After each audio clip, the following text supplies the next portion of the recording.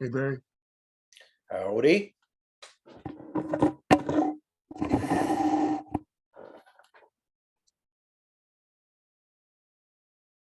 So as a quick recap of the week, I was in Las Vegas for Monday, Tuesday, Wednesday, Wow. and then Sunnyvale, California for Thursday, and then flew back home Friday. So it's been a pretty eventful week. Yep. The usual traveling most of the week. Yeah, but this time 2 locations instead of just 1. Yeah. So was Las Vegas business or pleasure? It was business. We had nominally an annual user event every October/November, but this is the first, of course, in 3 years. We didn't have it in 2020 and 2021. Yeah. So the last time it was 2019, maybe. Yeah, so it's been at least 3, possibly 4 years, I forget. Yeah.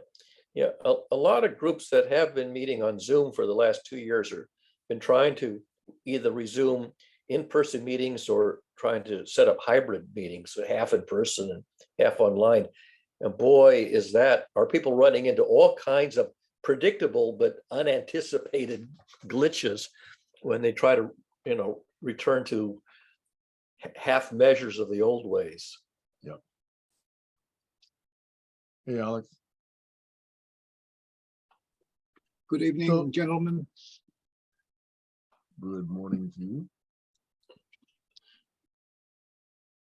So anyway, I'm a bit frazzled and haven't organized my notes for today yet, although I do have notes from previous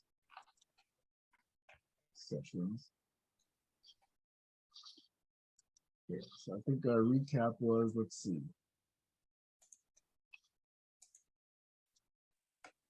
On the 9th, we had a Sunday session. We talked about science education, cold fusion, Star Wars, missing trillions of dollars, corruption, waste, and theft, one of our favorite topics, transparency, independent media coverage, multiple sources and intelligence, ethics, education lacking philosophy, logic, science, mathematics, a bit on collaborology, marketing and playing the game, agreements, again, values, those are all kind of brought up last week. And on Saturday, what are we talking about? Let's see, we had games and decisions, predictably irrational, evolutionary psychology, Feynman lectures. Alex is writing his books. Sedition, requiring votes, might makes right, knowledge is power, legend of the 36, be not bamboozled, hands-on healing, Java Jack, being open-minded, quantum mechanics, structural biology and protein folding. That's what we talked about last Saturday. You took a lot of notes. No, just a little bit. Yeah. That's So, yes. That was quite a melange of variegated topics. Yeah. My record button's not working. It says my record button says ask for permission. Yeah, I can allow that. I don't know why it's normally set off. But I need a bit co-host co-host power. Great power goes to those who co-host. Okay, so you now have co-host, so now you can record if you like, I believe, although I'm already recording. And Barry, you are co-host also. So anyway, I was about to say, because I've done so much traveling and not yet prepared and a bit frazzled, I may not be as attentive as I try to be most times. Can you tell me if they discussed when they were discussing values? Did they discuss the levels that the values fall into? There's a high level, a mid level, and a lower level of values, depending on the person's position, moral compass, and ambition, agenda, if you like. Well, if you like, you could bring that up with Dr. Court, who I think brought that up in conjunction with Doug, Yeah, if Jerry Yeah, remembers. we pretty much covered it. It's like one of the things that you don't really need to go into so deeply, because it's like obvious. It's like pretty clear to those who think about it, to the system thinkers. I It's actually obvious. disagree with that, Alex. I think Really? that taking values as obvious is a mistake. Okay. Well, they because- vary from one individual and one ethnic group to the That's right. next. People have different values and Yeah. disvalues. Yeah, that's true. Even amongst professional scientific researchers. Yep. Yeah, I think that that's one of the social malaises of our time. We think that people have the same values without even talking about it.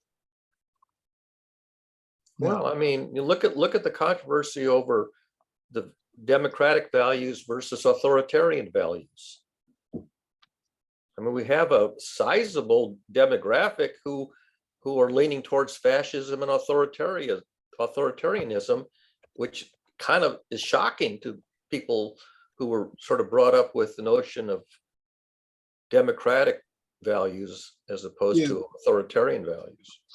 Yeah, well, if you join a political party, you're holding up a sign saying, look, these are my values. Yeah, or practice. These are my practices. There's a ballot initiative here in Massachusetts that there's a state income tax that's a flat 5%, and they want to make an amendment to that if you earn over $1 million, you pay 4% additional tax on the excess over $1 million. And there's only 5 people in the state who are lobbying against it. And it's the 5 most richest people in Massachusetts. There's like 5 billionaires in Massachusetts, and they're the ones that are funding the opposition to it. It's like, why should we have to pay more tax when we're the people who are making the most money, the most profit? We are taking the most resources out of the economy. We are the cause of generating the most pollution. Perhaps some companies are changing their ways, I believe. Well, there's so-called green companies or ethically responsible companies, but and that's a trend supposedly, although a lot of it's also just PR. They talk the talk, but they don't necessarily walk the walk. Yeah. I think we've bored Sam already. Turn his camera off. How do we get the fact checking? Where does the fact checking come into for the consumer associations? Yeah, it's whose evidence do you believe? Look at the the select committee. They present all this evidence, and Trump comes up and says it's all nonsense. Like, people believe who they believe, and it doesn't. Beliefs don't correlate to the ground truth. Go ahead, Sam. see, I think when we talk about values, I just posted the early text from both the Declaration of Independence of the United States as well as the US Constitution. So it's trying to codify these very specific values. So if you support these documents and this country, nominally you're supposed to support these values. So all men are created equal. They have certain inalienable rights, life, liberty, and the pursuit of happiness. Okay, so that's the Declaration of Independence. In the Constitution, it says establish justice, ensure domestic tranquility, provide for the common defense, promote the general welfare, and secure the blessings of liberty for ourselves and our posterity. Those are the ones that are written into the country. Okay, I think all else is up for debate. Even these are up for debate, but at least they're law. Some of them are even vague, you know. Oh, yeah, of course. I mean, happiness is rather subjective and individual. What was the other ones I was looking at? Oh, justice. I mean, there is retributive justice and restorative justice, and they're very different. So And the common defense and the general welfare. Yes, these are very large terms. Yeah, they're suitcase words. They can mean damn near anything you want, and they'll mean different things to different people. So I think that's okay. As an overview statement, I think that's okay. Yeah. It's in the details that you then, you know, carve out the additional implications. The pursuit of happiness was an edit. It was originally life, liberty, and property. And somewhere along the line, there was a discussion over the third item, and they changed it to pursuit of happiness. I'm sure there were lots of edits in the process. Okay, but anyway, this is what's published. I saw some graffiti on a utilities wall, and it said those people who think you can't buy happiness have been shopping in the wrong store. Yeah. Or something to that effect. In other words, money can bring, if you don't have the wisdom, money can bring a lot of sorrow and unhappiness if not used properly, because money is nothing but a tool, and if you use the tool carefully, you get a good product.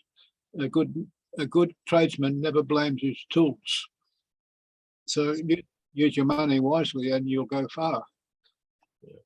Admit Stacy. Click. Hello, Stacy. Good morning, Stacy.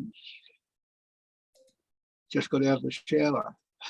No, good morning. I was just locked out of my house for the past hour, so I just need a few minutes to to get some water and give the dog his medicine and stuff like that. Did you climb in the window? No, I had to wait for my mother, my poor mother, who's afraid to drive as it is, drove me my key, but it was only the key to my house and not the key to get in the building. So then I had to get somebody to come and get me in the building. And of course I had the dog with me and I ran out. Luckily I was halfway dressed. Usually. Anyway, I will be back.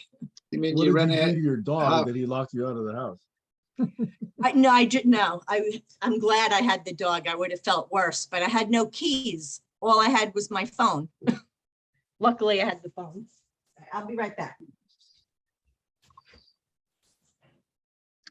So anyway, when people talk about values, I like to first understand what they mean, because there's values, there's mission, there's strategy, there's objectives, there's tactics, there's plans, there's meaning. And I think all of those words need to be related to each other before we really understand what people mean by values.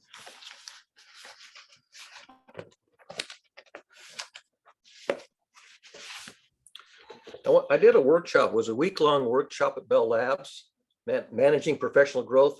And one of the days of the 5 was a values clarification exercise where you went through this whole little booklet to write down from a list of sort of like 24 most commonly listed values, your top 5. And it was a really interesting exercise, and they tend to be pretty stable. I think over the years, like 1 or 2 of them have dropped off the list, and maybe two have been added to my personal list in 35 or 40 years. But it's a really interesting exercise just to review the values and realize where your value system differs from others in your cohort group. It was quite an eye opener. Go ahead, Sam. Have you done the exercise where you list down the values that you think you have and then put them essentially into a matrix and then try and do the 2x2 or, you know, pairwise prioritization and try and do that exhaustively? I think this is different than that. Yeah, most people do not do that. You can write down, let's say, happiness, health, wealth, you know, Right. Relationship, whatever, but then take each of the 2 in combination and say, okay, you know, if I had to, you know, like suffer one versus the other, you know, which way would I go? Oh, the And do that trade-off. for every single pair. Yeah. That's an interesting exercise. What we did is we listed them in order of importance. So you had your top But five. you think that's the order of importance. You have to verify by doing this pairwise Yeah, analysis. that I don't recall, because we're talking about 40. I don't recall exactly how we determined the priority, but we did go through a priority of top most values down to the 5, and then beyond that, you basically don't really. That's a useful tool for focusing. And for just communication as well. Just so you know, Yeah. people can say, "Well, I believe in liberty, I believe in freedom," but you know, where is it with Yeah. relation to love or health or Right. wealth or Or physically? how do these values apply to the work I'm doing in my life? Yeah. It's the question. If I can focus more on the things that I think are in that, on the top of that list Barry mentioned, where they're listed in order of their significance to your moral code or whatever, then look at what you're doing with your work and your life, personal life and business life, and say, am I doing it? You know, is there some lack here? Is there some holes here where I'm not doing it? Yeah, and eventually you drop out of activities where the positive values payoff is diminishing, whereas the negative, the disvalues, are increasing. At some point, when the value to disvalue ratio crosses threshold, at some point you bow out, you know, discontinue, retire from some activity because you're simply not getting enough pleasure out of it to balance out the, you know, the pain, as it were. Yeah. No pain, no gain. Well, the thing is, if you want to improve yourself in some domain, you're going to have to do some work. And if the payoff for gaining some faculty isn't really there, like I could practice to be really, really good at chess, but why bother? What's the point? There are other things I'd rather be good at. I'd rather be better at presenting, you know, being a better science educator, or a better ability to answer questions with succinctly and clearly and understandably. Yeah. How much does my ego play a role in my desire to achieve this goal? Yeah. There are people in Toastmasters who really love to talk, and they can talk at great length and say nothing. And sound Like good doing it. Yeah, like a you know, bad politician. it's like that guy, Jordan Peterson. He can talk for an hour and he can sound very erudite, but at the end of the day, he hasn't said a damn thing. Well, he thinks he does. He thinks he has, and it sounds like he did. And his followers think he has. Yeah. He puts on a bloody good show. Yeah. So did you watch him through his collapse and quote unquote reemergence? And I didn't watch him, but I was aware of the reporting around it, and the fact that he published a couple of videos just characterizing his change of perspective. I watched an interview that his daughter did of him, and I thought that, to me, indicated just how much he had just taken on of hubris before the incident. Yeah. He thought he knew everything. He thought he was on top of the world. Yep. And that's a classic in dramaturgy, is hubris. Hamartia is the Greek word for character flaw in general, and hubris sort of tops the list of character flaws that make for intriguing drama. Yeah, I've experienced that hubris. It was pretty evident in my life for quite a while when I realized it was there. Realizing that you're practicing something goes against the grain is the first step, I think, or one of the steps in overcoming it. Yeah. Getting over the barriers and hurdles in the path between you and your goals. Who's that guy, Mafufu, or whatever his funky name was, that had so much hubris it was just, you wanted to throw up? You remember who I'm talking about, Sam? I can't remember his real name. He lived in Vancouver, and he had a funky avatar name like Mofufu or something. Who would you compare him to in a sitcom? I lost you. What was the question? Would there be a character in a sitcom you could compare him to? Well, maybe Donald Trump in The Apprentice. Yeah, I mean, Sid character who was like that, sort of self-importance and things like that, self-aggrandizement. And, and if you listen to me, he was full of crap, but he had a higher opinion of himself than anybody else did. The banks, some of the banks in Germany and America were, after chasing Donald Trump for debts and unpaid, collapsed developments and things like that. Yeah. And he was on his rally telling thousands of people in the stadiums that he had so much money. He was so disgustingly rich. And then please send me more. It was all a fundraiser. I'm rich, but I need your money. Said, I got so much money, it's not even worth talking about it. Yeah. So narcissism, I guess there are people probably a lot more narcissistic than Donald Trump, but he's the most prominent narcissist in the public eye. So I don't know. He gives everybody else a run for the money. Well, yeah, because he's prominent. I mean, there's plenty of narcissists who don't have the public exposure that he had. Elon Musk is probably kind of up there in the narcissism range, and I think maybe William Shatner a bit too, but they're well-known public figures, and the lesser known ones. Who's that guy running Amazon and Origin Space? Oh, Jeff Bezos. Jeff Bezos, yeah, he looks pretty up himself in some of those images. Probably but so. I haven't listened to him speak much in interviews and things. Yeah, Elon Musk is much more visible in public appearances than Jeff Bezos. You hardly ever see Jeff Bezos in public appearances. Yeah.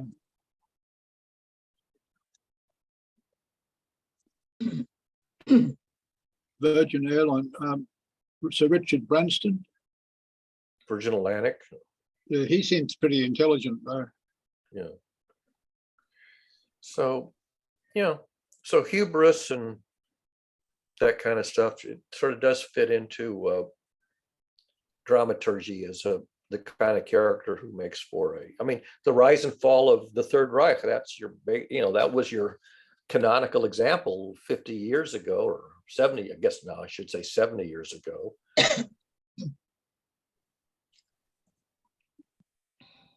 Here's Stacy. You okay now? Yeah, I've been here the whole time. Okay. Thank you. I like that exercise that you were talking about, and I agree with Alex. It's also a good tool for self-awareness. Yeah. Because as you think of it yourself, then you have to reorder it. Yeah.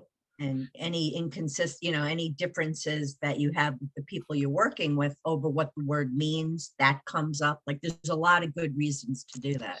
Yeah, as you're doing it, your position in the scheme of things becomes more clearer. Yeah. Yeah. You can see, you thought you were up there, but really you're down there somewhere. You belong to an organization, and let's say that their organizational values, both declared and actual, which don't necessarily align. And as long as your personal values are somewhere in the same hemisphere, you're fine. But as soon as your personal values sort of points away from the organizational values, you don't belong in that organization. You're working against your own interests. And well, some of us don't care how important it is that what other people think about us, but some of us think it's highly important. Some of us think it's a huge importance what other people think about us. So we go to extreme lengths to put on a face, a public face to present ourselves. Public relations, where you pretend to be somebody you're not, and then you're unhappy because you're pretending to be somebody that you're not, and if you that leads to unhappiness. You're your own PR person, aren't you? Yeah. Well, the thing is, if you're changing something about yourself, if you're pretending to be something other than what you are, then clearly you're acknowledging that you're behaving in a way that you're not proud of, or you wouldn't be hiding it. Yeah. So, and that gets down to personal integrity. When I did that values clarification exercise, one of the top 5 was personal integrity. If you did a values clarification exercise, or you looked at a sample of them, how many people would put integrity down as one of their top 5 values? Probably a minority. I would, You would, yeah, that's why you and I are on the same page a lot. absolutely. I've got a book. It's a music book from Happy Days. All the songs from that movie Happy Days, from the TV series. Most of the big hits. And in the back page, when you open the back cover, it's blank, but there's somebody's written in there with a biro. Remember to be happy above all things. Believe in yourself, or something to that effect. And it's signed Henry Winkler? Yeah. So I brought that book in an op shop, right? And if that's actually Henry Winkler's writing, then that's a valuable piece of paper. Sam? Hello. I find in these conversations an interesting assumption, which is that identity is something you can apply the operator is to. In other words, I can say Barry, referring to the individual as an entity, is, okay, and then I can say something and that this statement makes sense. I find that interesting because it assumes that this is something that we can characterize people with. Like, Well, I am da da da. Like, I am a hypocrite, or I am integrity, or I am love. I hear that a lot. I am spirit. I am. So I find this construction fascinating. I still don't really understand what that means. I think I understand what people think it means, but I really don't know what it really means. I use the word really too many times.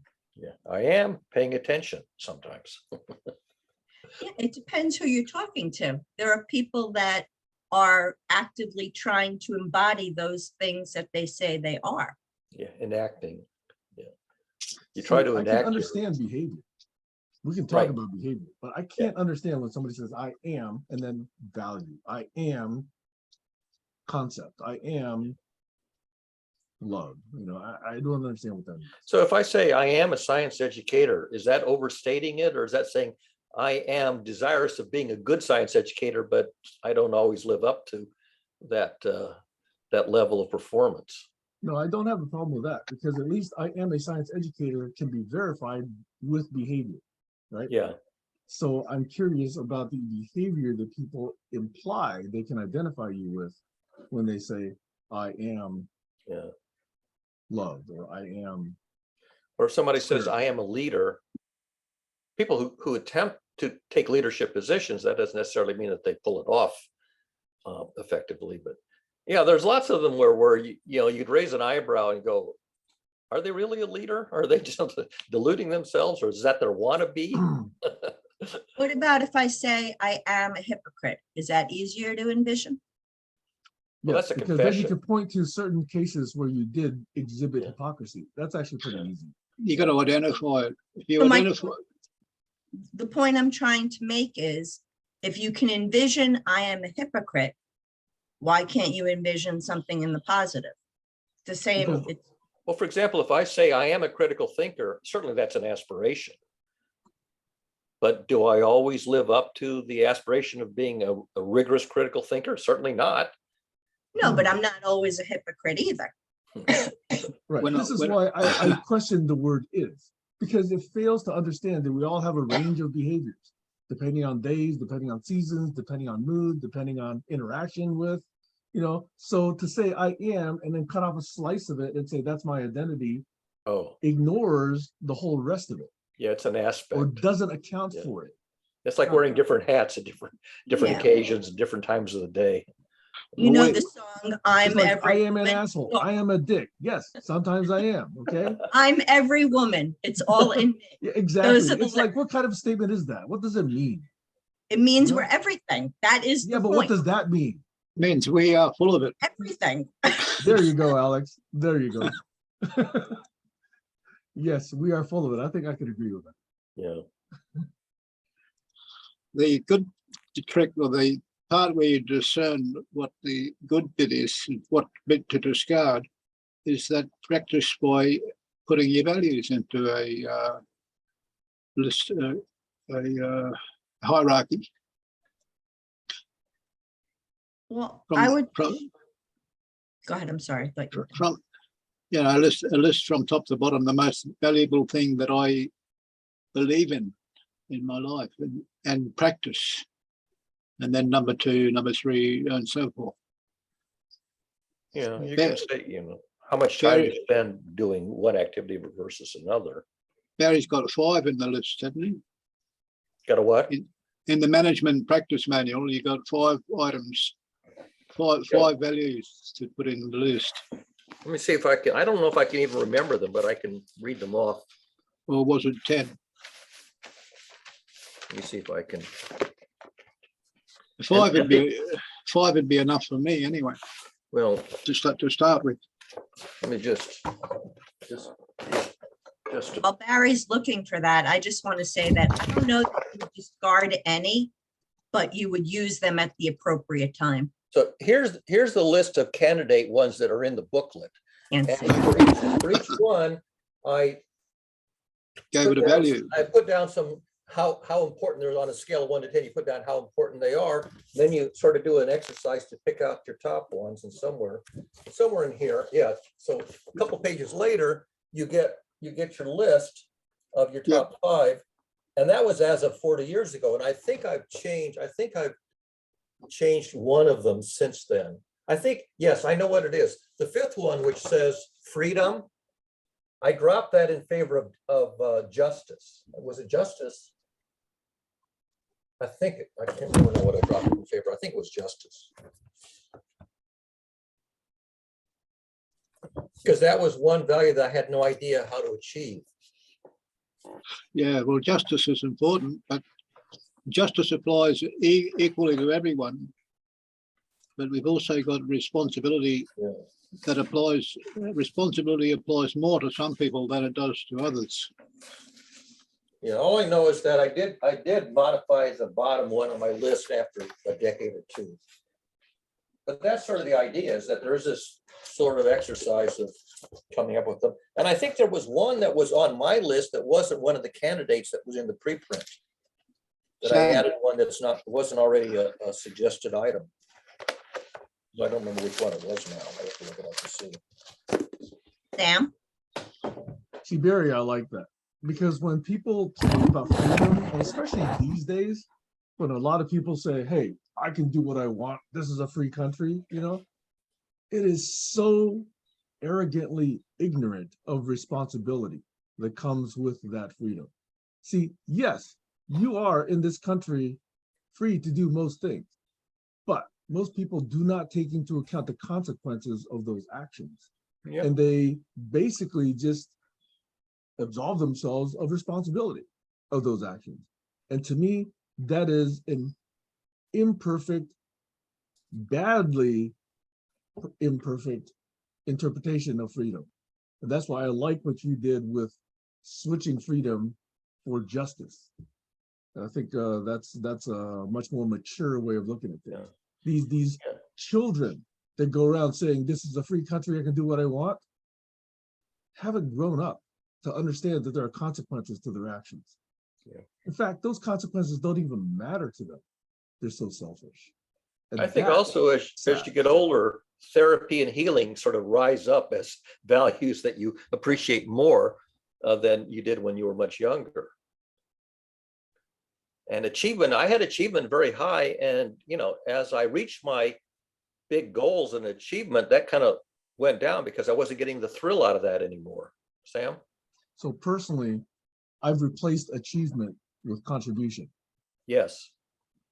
Being That a to me is value more to meaningful. being a value to society as opposed to being at the top of the game in some competitive arena. At some point, people retire from the competitive arena. They've got their gold medal, they got their Nobel Prize, they got their whatever, and there's no more thrill in winning the marathon the 17th time. Want to go on and do something else. Something that helps you improve your self-esteem. Well, if it's low to begin with. Maybe self-esteem is just padding on their ego. Yeah. Self-esteem is what you need when you don't have it. Exactly. If you have self-esteem, it's not that important to spend time trying to elevate it.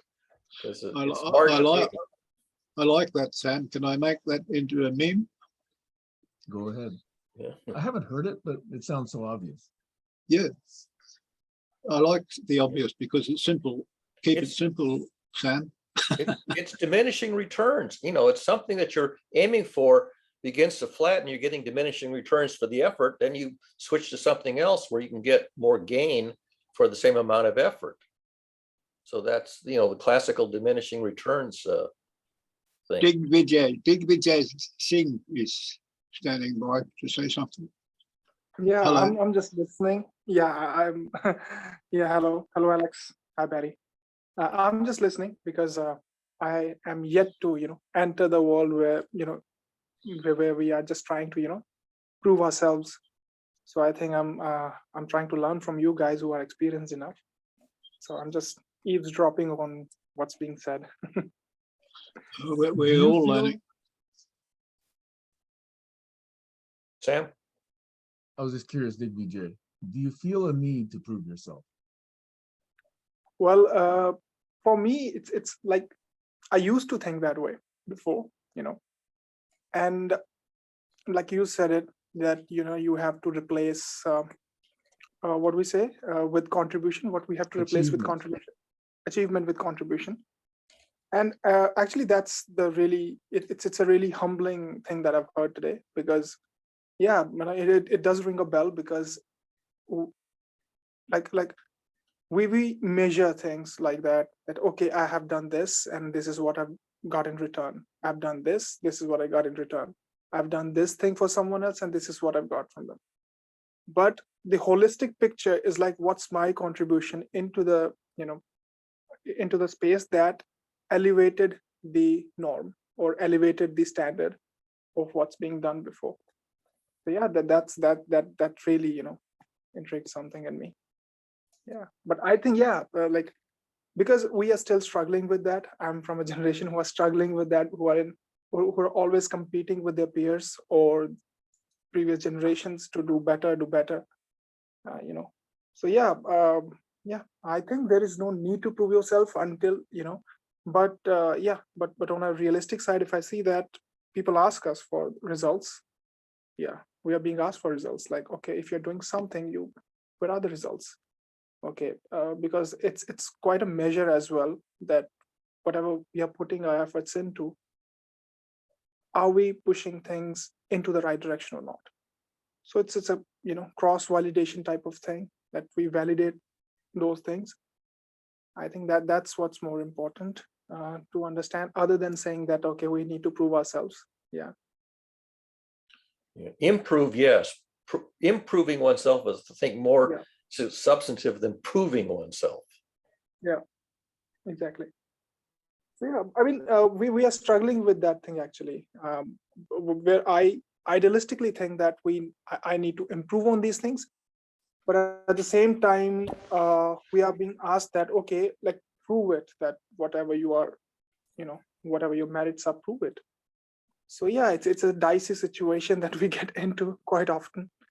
So yeah, I think improvement is the very consistent way of doing things, but I think we have to validate our actions as well with time as well, because things change really fast at our age. So yeah, we look for those short returns at some point of time, and that actually creates a lot of confusion. That's why I'm eavesdropping on you guys, like, okay, what your experience is telling. Okay, so what you have experienced so far. I think that's pretty valuable for me to listen to that. Sam had his hand up first. So what I would find interesting is, for whatever you think is of value, whether it's love or family or career or wealth or health or whatever, an interesting question that I've been asking more is, where did that come from? Who suggested that this should be a value? What book, what mentor, what parent, what life circumstance said this is of value? Because I think that could tell you more about where it came from and whether or not you truly embrace it. Right. Yeah, correct. It's- Absolutely. I think its value is the thing the amount of value a thing has is the amount of value that you give it. And the reason you give it that amount of value alludes to your life, the experiences you've had in your life, and the lessons you've learned, and the values you've established over that time period. They slowly develop, and that gives you the list of values you've got.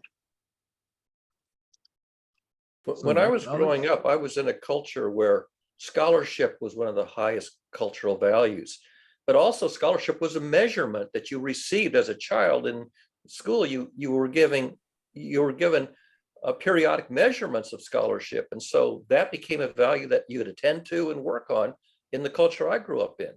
Now, eventually that diminished.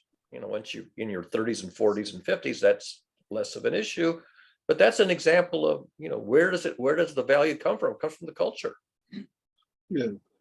My father always prompted me about education being a valuable thing. Yeah. And I lived my life, unfortunately, without getting an education, or not an academic one, but I always took an opportunity to learn something when it presented itself, because of what my father drummed into me over the years. Get an education. The most valuable thing you can do at any stage is, or especially when you're young, get an education. Right. And get an education, not brainwashing, because it's easy to get brainwashed and think you're being educated. Yeah, exactly.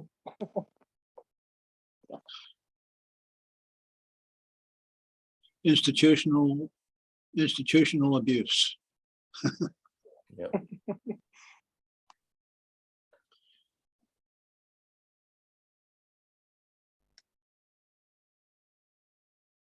At this Another way- college, at this college, we're going to train you how to fuck up the world, how to how to develop and grow more productive communities, so the corporations that build houses and roads can make more money. Houses, roads, automobiles, bridges, schools and universities and prisons.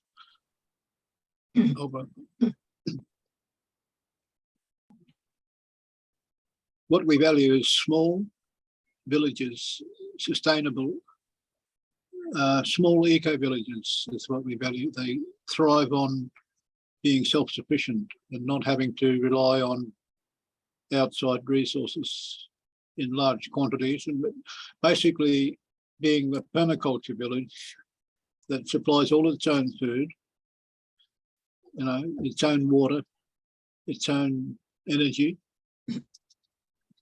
and produces tools and education for its own community. Sam has his hand up.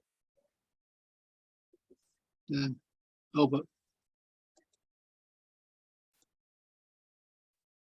There's an exercise that some people introduced to me at one point about these values, about where these sources are, where these values come from. And they call them seductions. In other words, how are you seduced to want something? In other words, if you want to, say, take a walk along the beach, what does that give you? What is that source of desire? Is it really companionship? Is it conversation? Is it that you're not alone? There's a lot of different ways to look at where these sources come from.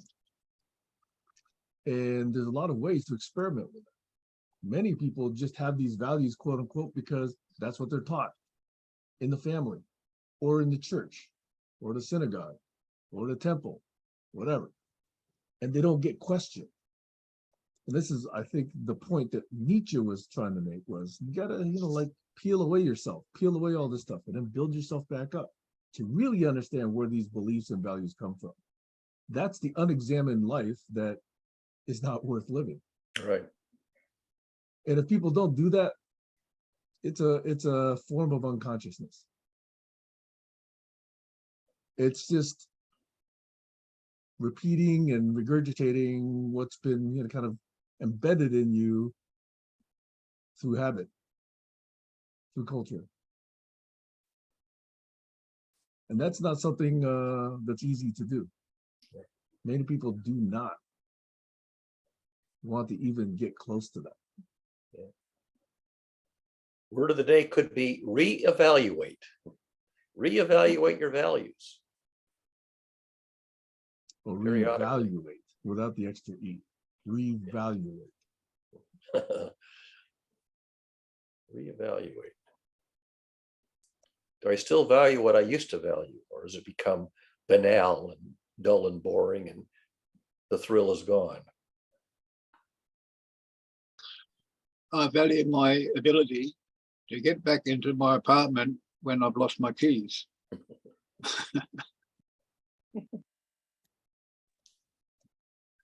That sometimes is valuable, yes. And when you have your keys, you don't value it as much. When you don't have your keys, all of a sudden it's of high value. I need the key. The key to success is to not to exaggerate when I set my goals, to make sure the goals I set are at least possible, achievable things. Because if I'm not achieving my goals, my impetus, I get blanks. I become depressed. Nothing's working. But if the goals are attainable, if they're realistically created, then I can achieve them slowly, one by one. The dominoes fall, and I'm heading towards success. Because when each time you achieve a goal, your self-esteem rises a little bit. You get an endorphin high for achieving a goal. So success can be a value, and success in terms of achieving specific goals. But then you have to ask yourself, okay, I've achieved this goal. Have I left the world in a better condition for having achieved this goal? Or have I just, put another brownie point, another notch in my belt, and that gets back to the motivation for setting the goal in the first place. Right. Yep. Does it make the world a better place, and does it make me a better person? Or is it just, winning a fight, and zero sum? So what do you do when you're suffering from this onslaught of what do you call the neurotransmitter that causes your heart to beat, just an adrenaline rush? You've got an adrenaline rush, and it's either going to make you happier or sadder, depending on the way you deal with it. So it's all in the way you deal with it, Stacey. When stress hits you, you've got this neurological response. Or it could be cortisol. Cortisol is the stress response. So you get this sort of this tightness in your chest that's unpleasant. That's stress is really more often than not cortisol. And if you're getting a lot of cortisol surges, you're overstressed. But if your heart's racing, the exercise is not a good thing to do. You need to sit down and relax, or let your pulse rate slow down. But if you're fairly relaxed, then some exercise can help change the way you feel. It just releases it. When you use a muscle, it secretes a hormone that triggers cell division. And if you don't use the muscles, it stops secreting. It secretes less of that hormone that triggers cell division, and you wither away to nothing. But if you exercise, you grow. Simple logic that applies to moving, getting up and moving around and doing something, playing a game or dancing. I like to use dancing because I've got my headphones on all the time. And the lead I've got here is long enough I can go and make a cup of coffee without removing my headphones. Because it's late at night here, the neighbours complain on. They can hear everybody. But with the headphones, they can only hear me, luckily. So what are you going to do, Stacey? Well, to be honest, a lot of this conversation I'm not really relating to, and I don't know if it's a male-female thing or what it is, but For one, I think there's too much of a focus on actual achievement. But the other thing is when Sam was talking about where did we get these values from or these desires, you know, I'm thinking back to when I was, you know, really small. For me, it's always been about relationships. That's not something that somebody taught me. That's something that I felt. So, you know, I'm over the fact of over my keys. You know, I got through that. It was annoying. I felt bad that I had to make my mother, who I know is kind of scared of driving. She's never driven here before. You know, I felt badly about that, but it wasn't that bad. I sat on a bench. It was a beautiful day out. You know, but then coming back, I felt a little rushed, but now I was kind of tuning out to some of the conversation because it really didn't apply to me. So And pick a new topic. Pick a new topic. Oh, no, I'm fine with the topic. And I don't even know if it's just me. You know, I just know that there's a difference here. And I do wish there were more women here because I don't know if that's where the difference is coming from or it's coming from something else. I mean, Well, there's certain basic things that we all want. I mean, I think most human beings want attention of some kind. So as far as, you know, I know in certain families, you know, education was valued. It was valued in mine as well. But it was more, for me, it was more so that my parents would be happy that I did well in school. Right. It was to make them happy more than to make yourself happy. Correct. Yeah. I mean, at one point in time. Yes. Another point in time, it changed. Right. Yeah, I used to be very approved child, and I eventually realized that my conduct was more about approval seeking than anything else. And at some point in my 30s, I attenuated the you know, the effort to achieve approval in favor of doing something that's more fundamental. That was quite a transition. And as a result, I didn't get as much approval, and occasionally got disapproval. Alex, did you want to speak? And then I will answer. I'm thinking about all those people with disabilities who are not appreciated for their value. I mean, some of them are more experienced and skilled than people, fully able people, fully normal people, or what I should say, able-bodied people. Some of these athletes and that with disabilities are quicker and faster and more athletic than, you know, for me, for example. And I should be a lot fitter than I am, but they're not created equal. That thing Sam posted in the chat is from the Constitution. It says, we hold these values to be self-evident that all men are created equal. I question that. I wouldn't put it in those words. I would put it I would say some men are created equal, not all men. Would you say men or people, or would you say men and women? You know, would you get out of the gender specific pronoun? To get out of that gender pronoun, you'd use human. All humans are created somewhat equal. I wouldn't even use the word equal. Like, what is equal? Like, Yeah. You know, we're all, Born. we're different. We're different. Well, it means We might be of equal, you know, we might talking about born equal. Born maybe equal. Maybe equal rights. Well, we might all be deserving. Right. that's not true either. Equal opportunity, equal rights. Right. Some people are born without rights.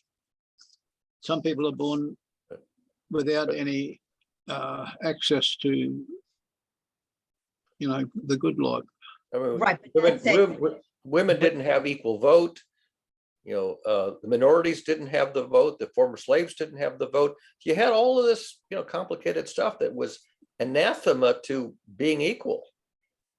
I met a guy who was a navigator. He was a captain, and he navigated large vessels and ships and yachts and things for wealthy people. And he said to me, these people are born into money. They don't make it themselves. he's talking about some of these people that he worked for. You know, they got multi-millions of dollars in investment accounts on top of property and luxury and everything, and they've got huge yachts. They a lot of them are born into that wealth. So, you know, I was talking to him about making $1 million. How do you go about setting up a business to generate wealth? Not to use it for a yacht, but to use it to make the world a better place, to help create a better political system. And you can do that. These days, you can do that with the thing they call the ledger, the crypto ledger. They use it for blockchain. They use it for cryptocurrencies like Bitcoin, but it's only a ledger, and you can use it for other things besides cryptocurrencies. You can use it for databases and membership lists and all sorts of things. And it's uncrackable if it's distributed. You've always got Maybe uncrackable, but it's hackable. a safe backup copy in case somebody steals your wallet. Oh, and if you lose your key to your wallet, which is a crypto key, you can't ask your mother, what's my crypto key? But yeah, when your crypto key is tied to your voice print, your fingerprint, and your email address, it's pretty unhackable.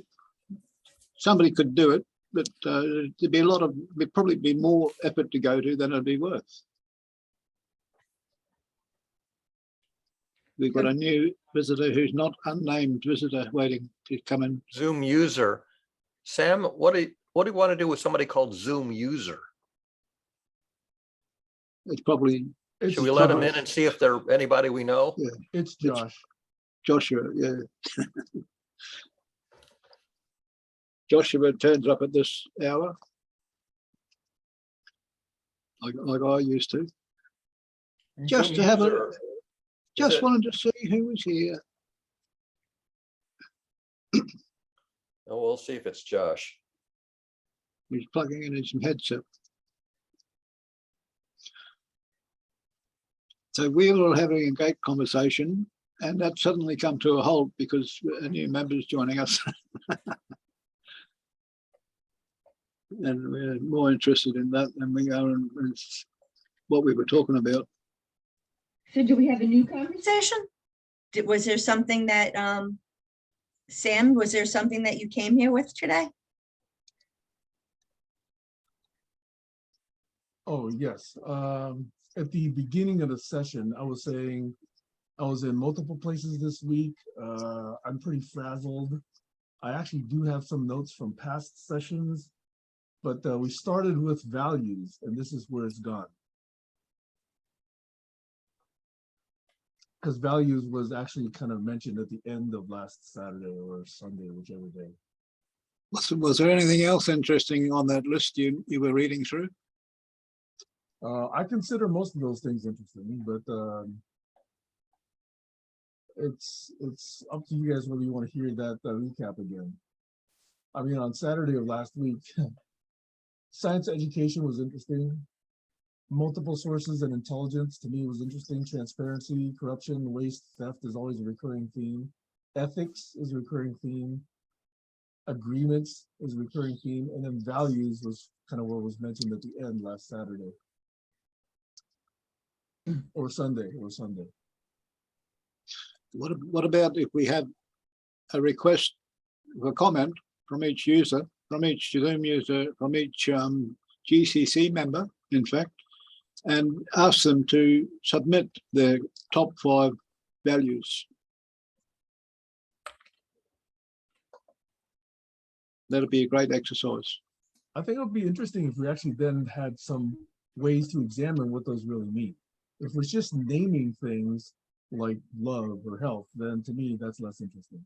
Yeah, those are suitcase words. Yeah. Well, after we've got the submissions, then we can, week by week, we can go through each list, and the person who submitted that list can go deeper and describe why they chose those things as the highest 5 things.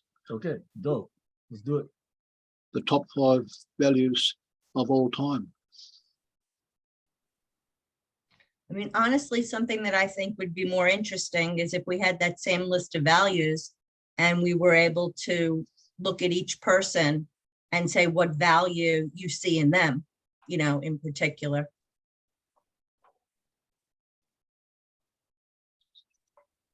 What's an example of that, Stacy? I value the way Stacey makes suggestions. I value Barry's honesty.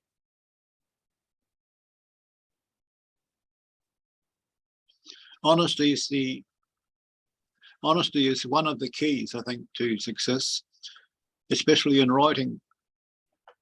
People can see honesty. Honesty seems to come to the fore when you're reading somebody's writing, and it gives you a deeper value of that piece of literature.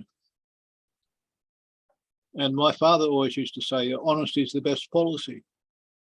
What if they're writing literary fiction? Yeah, well, that's the case where you don't have to regard honesty at all. You're using your imagination.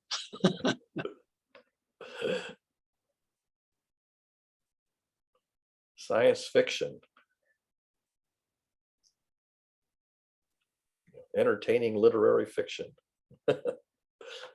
Science discovery. Oh, so I had a question. I had a question. I asked, Carl had commented on my Facebook page and I asked him the question, but he didn't answer me. So when you play those name test games that Facebook puts out, which I try not to play because I can't get out of it. I can't get it off my phone. But when you play those games, like, you know, how many of these things do you see, stuff like that, and it tells, you know, gives you a description of yourself based on the answer. Is it really giving you a description of yourself based on that answer? Or is it really taking other data and just pretending it's giving you a description based on the color you chose or the number you chose? Anybody? Those are like horoscopes. They're written in such a way that they're supposed to be flattering, but sufficiently vague that you wouldn't disagree with them. They are not vague. And I watch with other people that I pay really close attention. I've been watching this for years. They are not vague at all. They're pretty, some of them are better than others. This particular one is very good. Have you heard the case of the person who was habitually following the horoscope reading every week, and eventually years later discovered through doing a family archive historical documents that they were born 3 months later than they thought they were. Right. Okay. So for all those years they were reading the wrong horoscope, but it worked. But neither one of those answered my question. My question was actually, are they going based on your answer? Or are they just saying that they're going based on your answer and they're really going based on other information they've collected about you? Josh, thank you. I'm just trying to understand who they is and what we're talking about. Is this a thing on Facebook, and who owns the company and who's putting out this survey? I think it's called name tests or something like that. Do you know who's actually running that? Like what company? Or I'm just saying, to get your actual answer, you'd have to check and see who owns that marketing and how they came to, like, you can find the software developers that created it and figure it out. It just says name tests, and it's like one of these tap to play. Yeah. Name tests, and it's just a random thing that pops up randomly on Facebook. Yeah, and it tells you to tap to play, and a lot of people do it. If you're really interested, screenshot it, send it to me, and if I get bored, I will go look up and find the whole genesis of who started it, how it worked, because it's software, and it's probably, like all software right now, it's using multiple points of to find out your identity and things about you before it's some sort. And if it's high-end machine learning, yeah, there's dangerous ones out there in the wild. The internet's a wild place, you know. It is a wild place, Alex. If they want your name and your date of birth, avoid it like the plague. No, they don't ask for anything other than it's through Facebook. So Yeah, Okay. The I, question is, That's are why you I'm- anonymous? Are you anonymous to the application? Or does the application have some information, like for example, do they know your IP address and therefore your geographic location? Do they know your Facebook ID and therefore have access to your biography? So you have to ask yourself, are you an anonymous participant in these exercises, or are you a known character that they can look up I'm Facebook? assuming you're known. That's what, I'm assuming that. I But- sent it to you, Josh. Thank you. Yeah, so then they can prospectively can combine all of that background information together with your answers to construct a response, but you don't know unless they disclose the algorithm. yeah. And just to share with you, Facebook's been changing a lot. They're trying to get their stock up. They're changing their advertising. They turned Meta. I didn't load Facebook or Instagram or any WhatsApp, anything on my new phone, because I don't want my model ID of this phone itself to be linked to Facebook. So they have no way of knowing that I bought this new phone, and I'm going to keep it that way. And there's certain companies out there that are a little bit not good. I would like the TikToks, the Facebooks, the Spotifys. They go deep into your model ID of your phone, and they'll actually, almost all of them will look through all of your contacts. So they'll be able to know not just me, but they'll be able to know all the conversations that we've had here, because the computer now is smart enough to go back through Sam Han's account, go to his YouTube, see a likeness of me. It can identify my facial structure on the video. I mean, it's getting really good. This machine learning thing and AI is really ramped up. So Yeah. So that's why you are a Zoom user now. I prefer not to be on Zoom also, because Zoom, I guarantee if they need to make their quarterly earnings, they're going to be selling a lot of this data on, maybe not on this account, but what gets interesting, I don't know if, are you paying, Barry, for Zoom, or is everyone? No, here I have the free account, which means I get 40 minutes and then it shuts off and I have to restart. So maybe technically Sam's license is not allowed to be shared publicly, but on a free account, I think in the terms and services, they can look at things that you do for free. Oh, that I don't know. But I mean, well, These are things that we don't ever discuss, but we are the product, so we should know what we're signing in the agreement. I didn't read my Zoom agreement, and I do pay for Zoom, so I'm assuming part of it is privacy, but I didn't read it. So I don't know if this is a private conversation we're having here or a public one, and I just assume it's all public. well, technically it's public, but I doubt there's more than 5 people attending or 6 people attending to it, so. But it's in their recording, meaning I can link my Zoom account to APIs for anything. I mean, they do own that transcription software, and it's going right now. Yeah, I mean, Sam does publish the link to watch the recording. So technically, anybody who wants to do research could, sift through 300 recordings and get out, pull out what they want. Yeah, the Go ahead. transcripts are searchable, but I read some articles from some of the hacker websites. They sent me a lot of emails, and one of them said that WordPress was hacked, WhatsApp was hacked, and Telegram was hacked. So I would use a phone. I would have a separate phone to keep on my personal privacy, and a separate phone to use all these apps on. You know what I mean? There's 2 phones, one for all these apps that are hacked, that people can steal all your data and download your information, your IP address and everything, and your email addresses, your contact list, and a separate phone that doesn't have any of those apps on it, so they haven't got access. Well, IP addresses are by definition disclosed to the website you contact. They have to be, or else they couldn't answer you back. Yeah. And that gives you geolocation, and then you can cross-reference. Yeah, well, that's a browser cookie, or your There's internet a lot provider. more you don't know, Alex. I'm just going to say that because there's a lot I don't know, and there's a lot of new ways of storing, shifting, transforming data, cold data, Oh, yeah, warm data. it's a changing field. It's a dynamic changing field. It's always changing, that's for sure. So I never claimed to know when you tell me I don't know, that's true. I don't know hardly anything, but And what I neither do do know, I. Like, I'm not trying to say I know, so yeah, I'm just what saying it.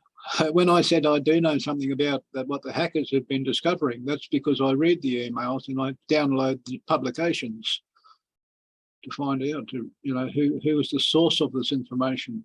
Hackers' resources. Well, I have a lot of hacker friends, and I'm just saying what they tell me that they can do, and what I see in the software that they're using, what I know they can do with web scraping.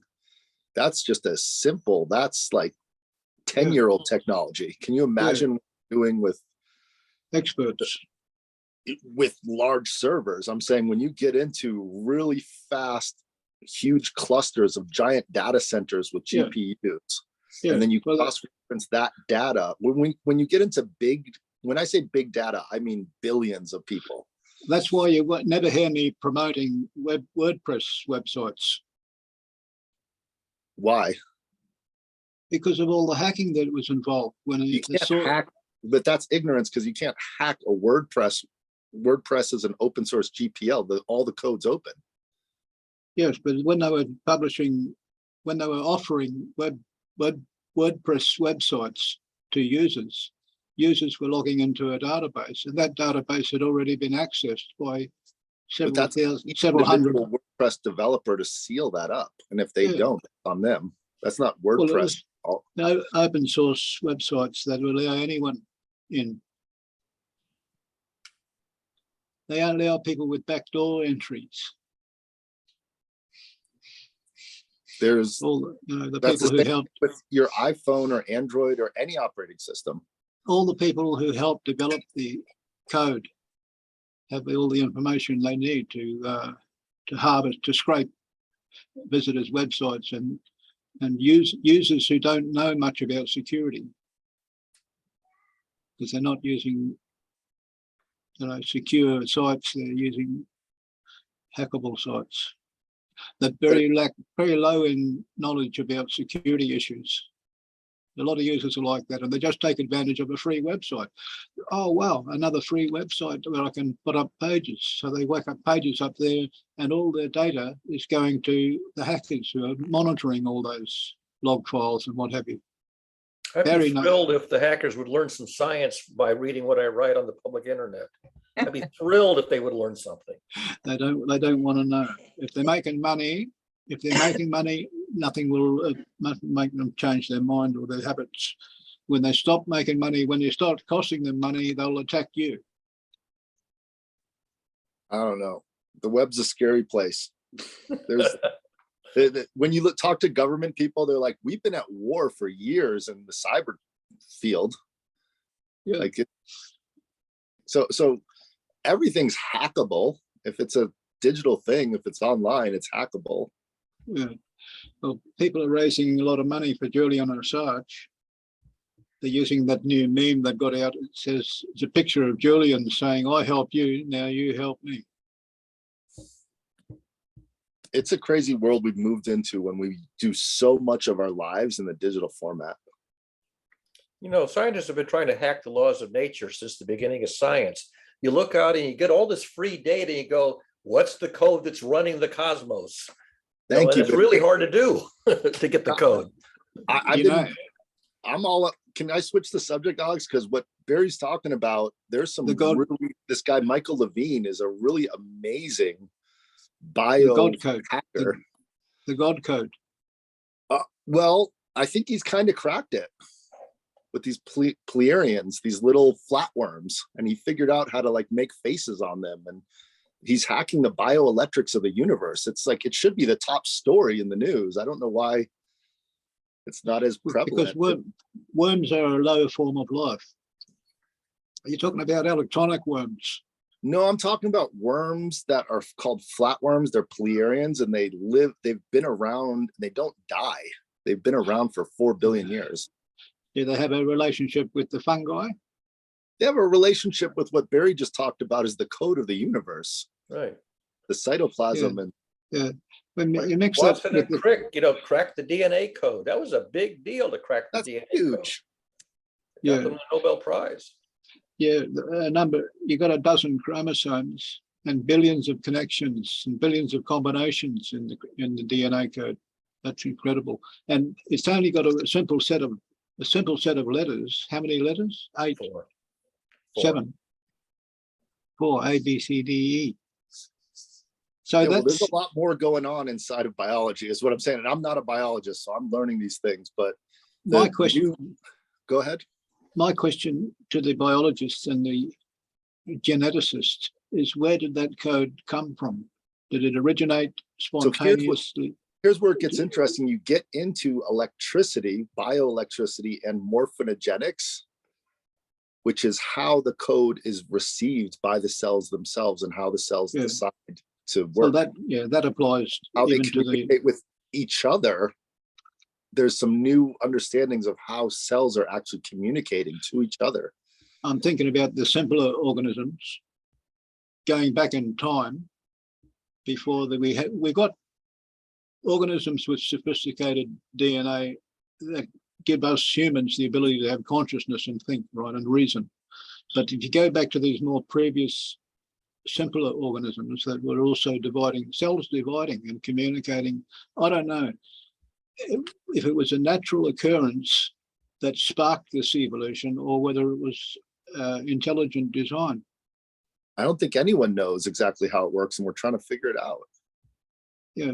That's the research area.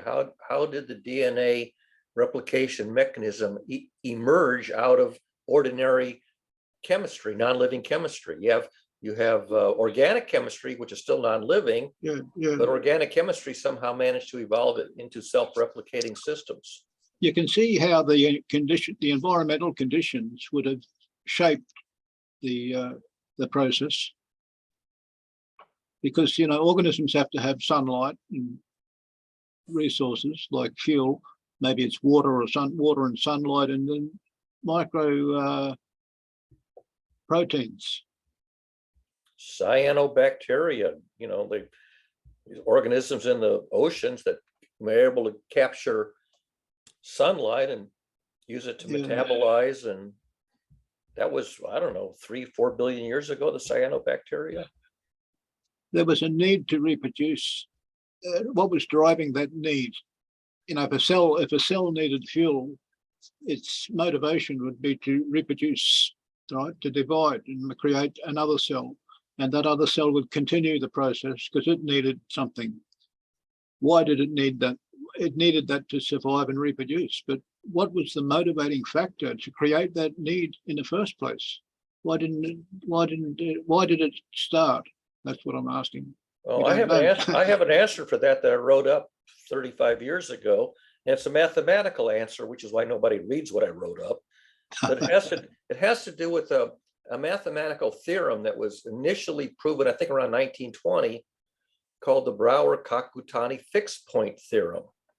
And it's not a need, it's simply a mathematical reality for which there is a mathematical proof that's been known for a century. And there are phenomena that exploit that mathematical possibility. And what happens is that they're stable. Some things have high stability, and if they are modified away from that, the natural thing is to go back to the stable position. And that's a very powerful theorem because we use it all the time in algorithms. Algorithms are designed to exploit the Brouwer-Kakutani fixed point theorem, but organisms exploit it too, but accidentally. But because they accidentally exploit it, they persist.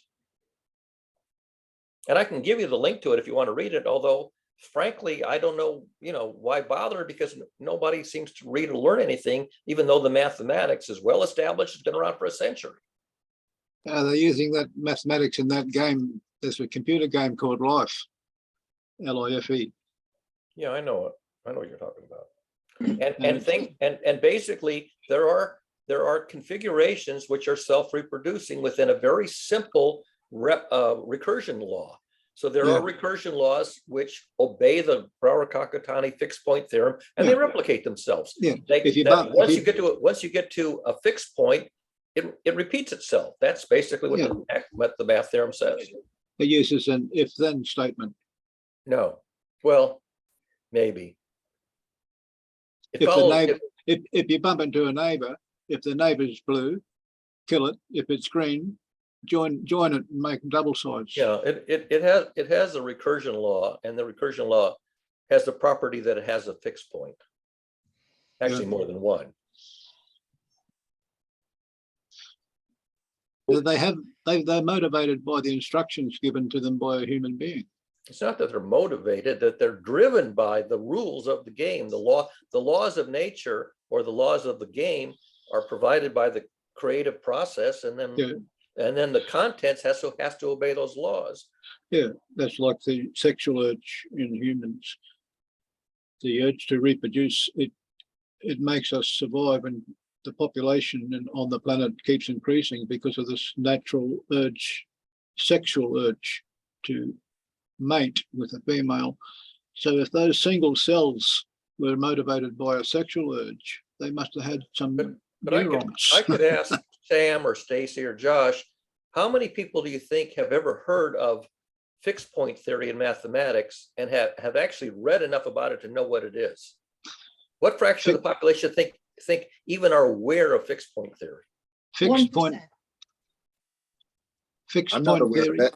I don't know fixed point theory. Fixed Yeah. point or fixed point. FIXED, fixed point theory in mathematics. It's a very, very powerful idea. So powerful that explains why there's life. I still can't work out how you're spelling that. Something I FIXED. You know, Right, I'll give you the Yes. link, although I don't really expect anybody to go and look at it, but I'll give it to you anyway. cis. No, F.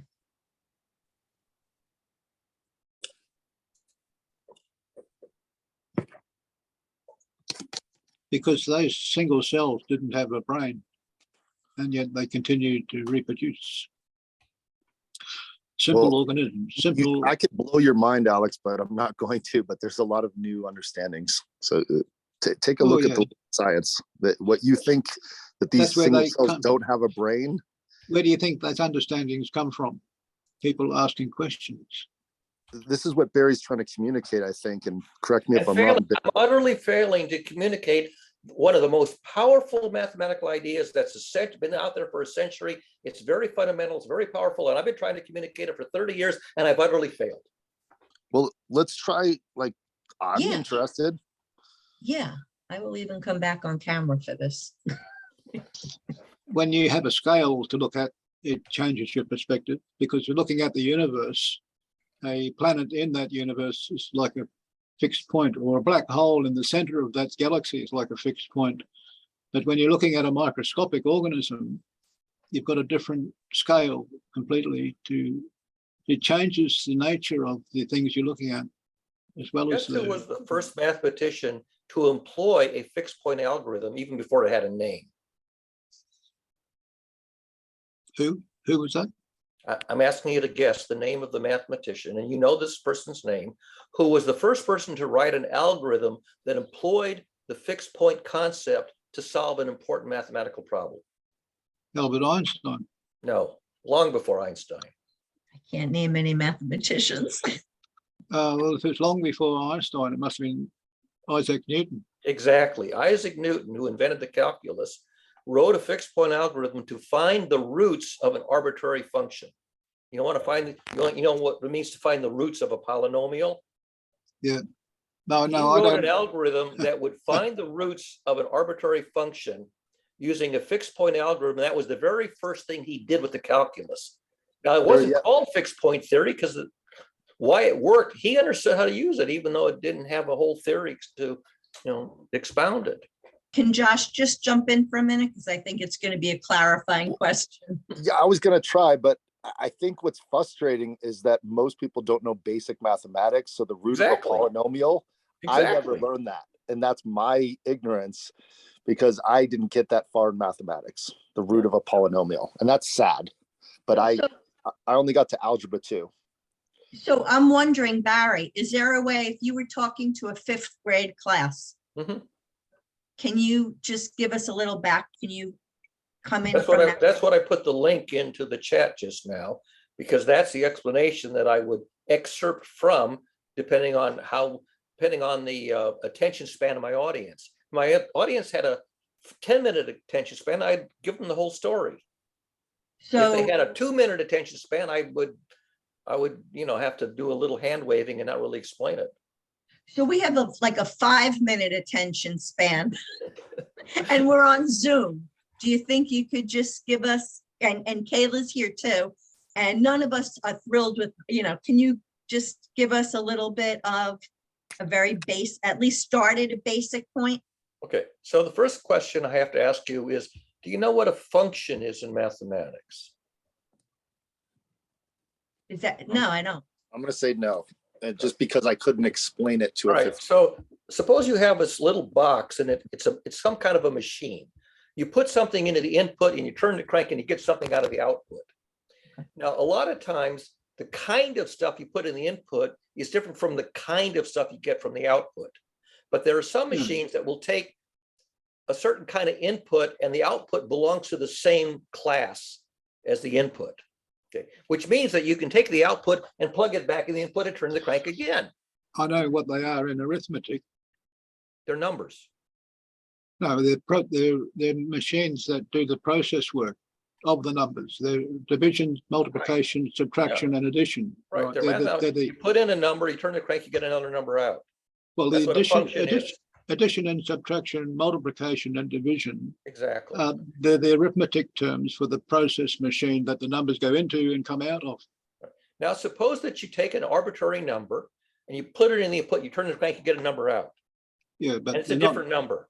The Now you processes. take that and put it back in and you turn the crank Can you let him again. finish? Thanks, The Alex. processes are not numbers. The numbers are the fuel for the processes. Hey, Alex, would you let Barry actually try and explain?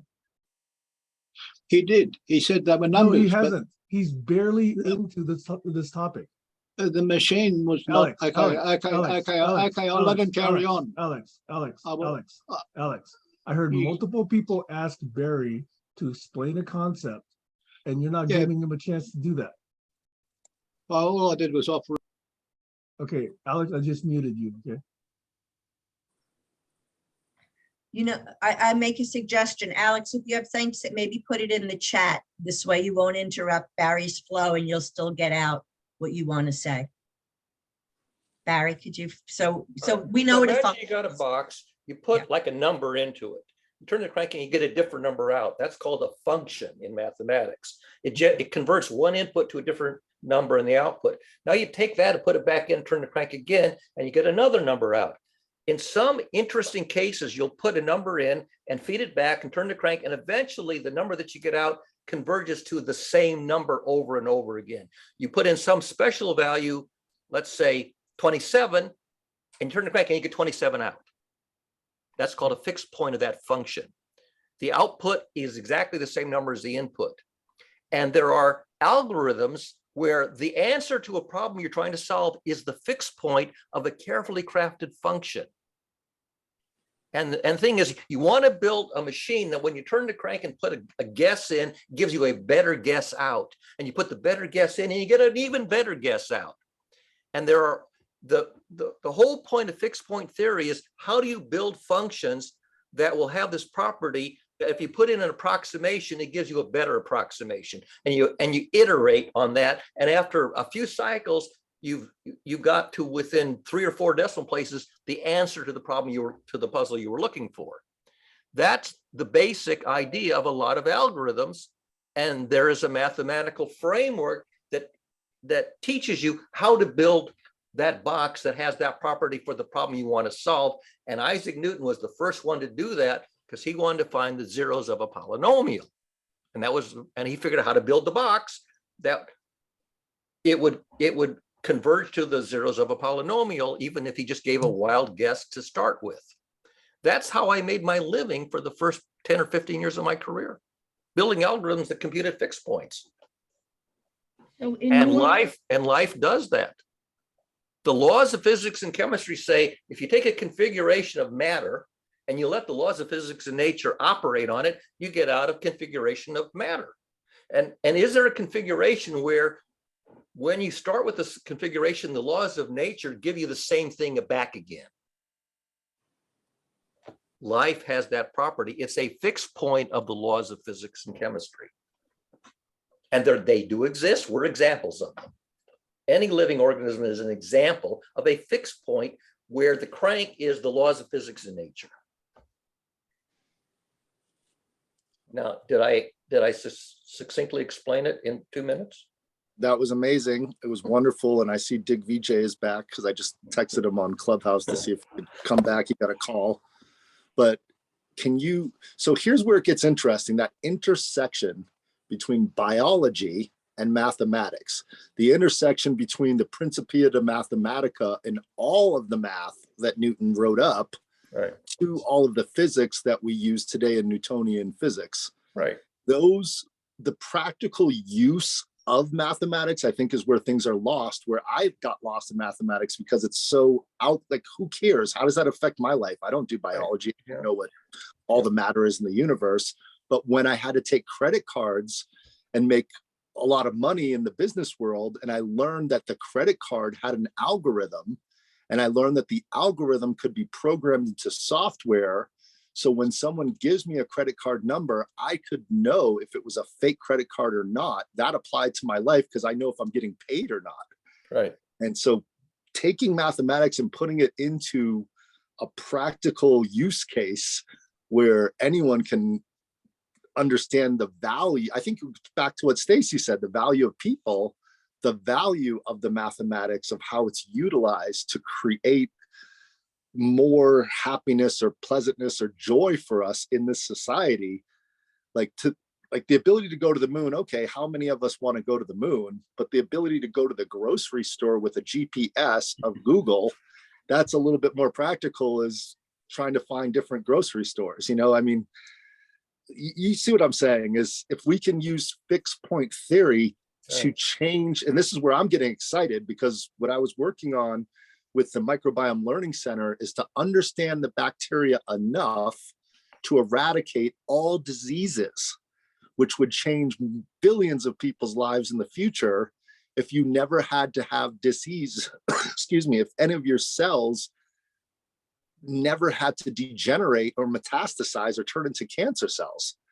Like, curing cancer is reality. I mean, we're getting closer and closer each day. But if you understand what Barry's saying about fixed point theory, and you can find an equilibrium balance where the cell can actually be manipulated in a way where it doesn't have to turn into disease. And I mean all disease. I mean, you name the gamut, from dementia, Alzheimer's, Tourette syndrome, you name it. If the cells could, and the word that I'm trying to communicate to people, which is a hard word, and maybe you can help me, Barry, morphinogenic fields. A lot of people, actually, I have that book by, I can't remember the two guys who wrote it, but like, I lose everybody when the minute I say the word morphinogenic, and I'm still wrapping my head around what a morphinogenic bioelectric field is, which is separate from the RNA and the DNA. It's the way it's expressed and all the cells communicate to each other.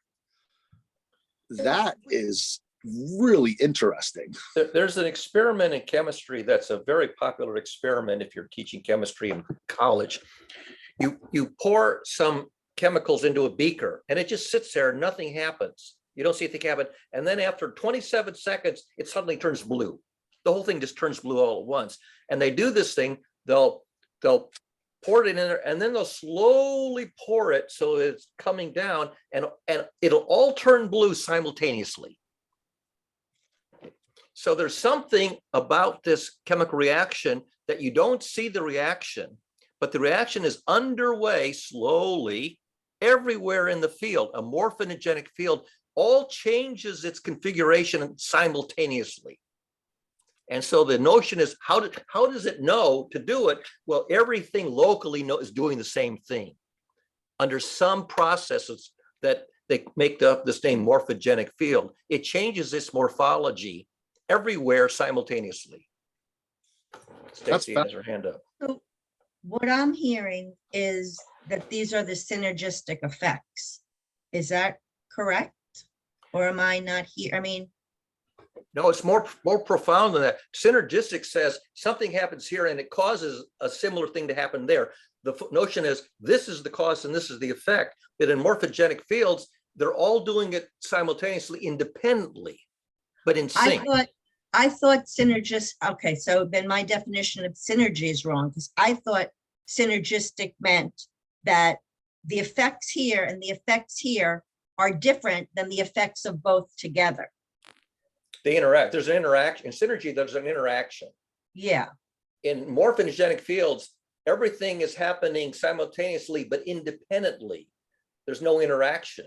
So that what you see happen here, if you're watching this half of it, you know that the same thing is going to happen over here independently, but simultaneously. so then it's so at that, in the morphogenic field or whatever, I'm sorry, I think that's what you said. Right. That's when everything's caught up with itself. The word is synchronicity. Synchronicity, like, so you're watching the Rockettes and you see the Rockette over here do a kick, and the Rockette over there is going to do the same kick at the same time because they're doing the same routine to the same music, to the same drummer. But it's not that this Rockette is waiting for that Rockette and then imitating it. No, they're doing the same routine simultaneously in synchrony, but independently. So synchronicity is one thing. Effects, ping pong. So is it ping pong? No, it's not ping pong. They're all doing their own thing. They all got their own clock, and their own clocks are running in synchrony. That's the difference between synchronicity and synergy. Ping pong is synergy. Can we add another word, symphony, in there? Just for the music analogy of they're all supposed to do it to the music, but everyone's slightly off.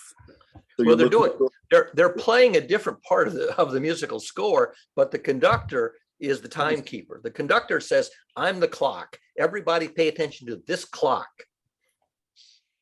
And that's where I get really excited about biology, is the conductor is, there's many different conductors in the body that are conducting the morphogenic field, as far as there's not one way that the cells, like, in other words, Stacy's cells aren't going to replicate and communicate and morph the way my cells are, because Stacy's cells aren't my cells, and Stacy's cells don't live in the same blood type as my, like, there's so much uniqueness in each human being that I think that's where we're all lost, is we all think, oh no, it's all the same.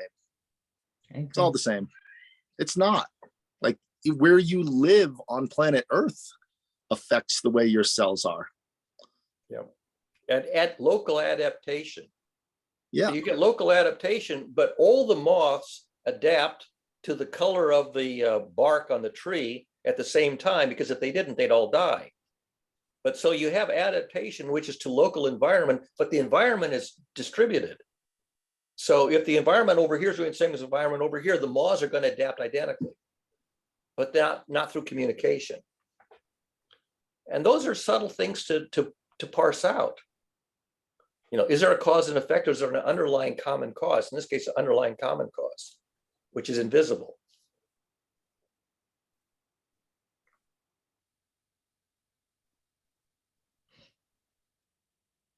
That's why science is intriguing, because the first thing that you think of isn't the correct theory. And getting the correct theory is a lot of fun, but it's a lot of imagination. And then you got to demonstrate that your underlying theory, it truly explains the observable phenomena.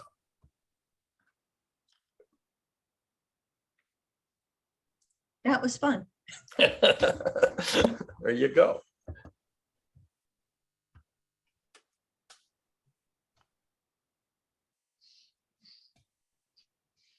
Yeah, I think the exciting thing that I got interested in science is when you use words like fixed point theory,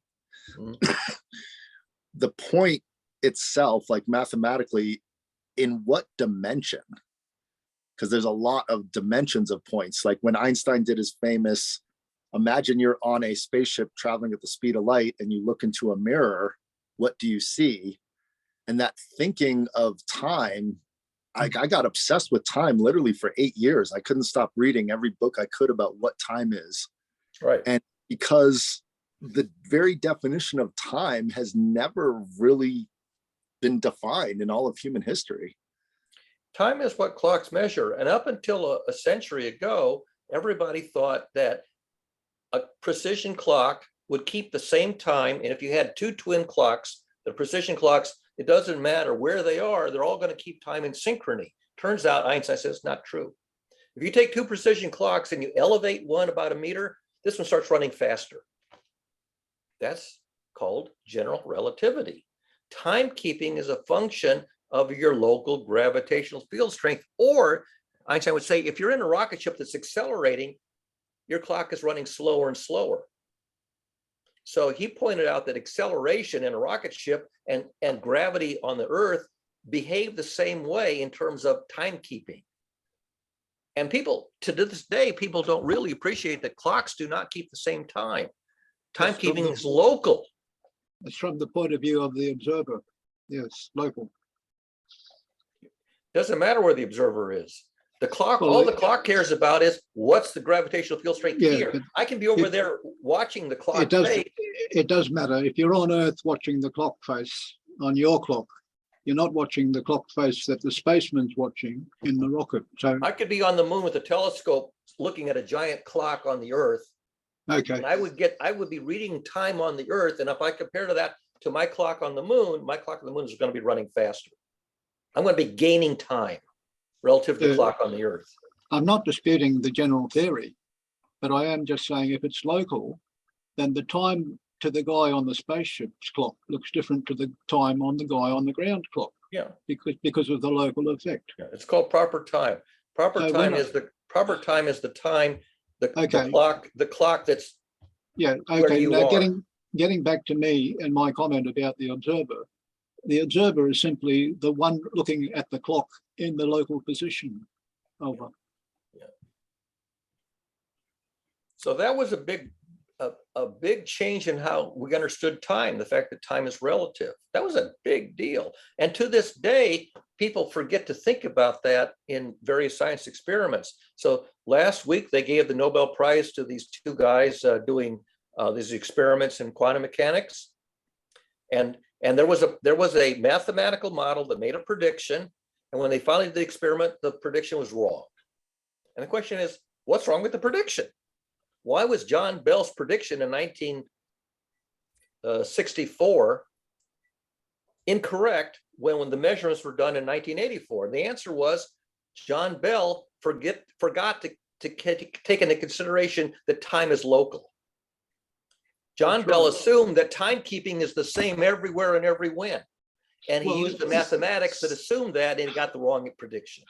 Timekeeping to the observer on the space rocket looking at that clock, there's clocks telling him what the time is, and that the rate of that clock ticking is the same as the rate of the clock on the ground ticking.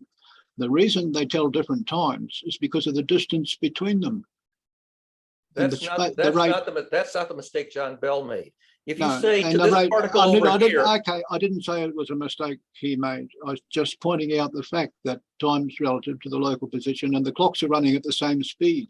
The distance between them is what. They're not running at the same speed. The clocks are running at their own local independent speed. One clock is gaining time relative to the other. I give in. It's a non-sequitur argument. There's a movie, Alex, called Buzz Lightyear. It's a new Disney movie that came out, and it does go into that a little bit. It's kind of fun. He keeps going up in the spaceship, and 20 years goes by, or 10 years, and he keeps coming back. And that's a big thing in science fiction because we have yet to actually travel the speed of light. Yeah.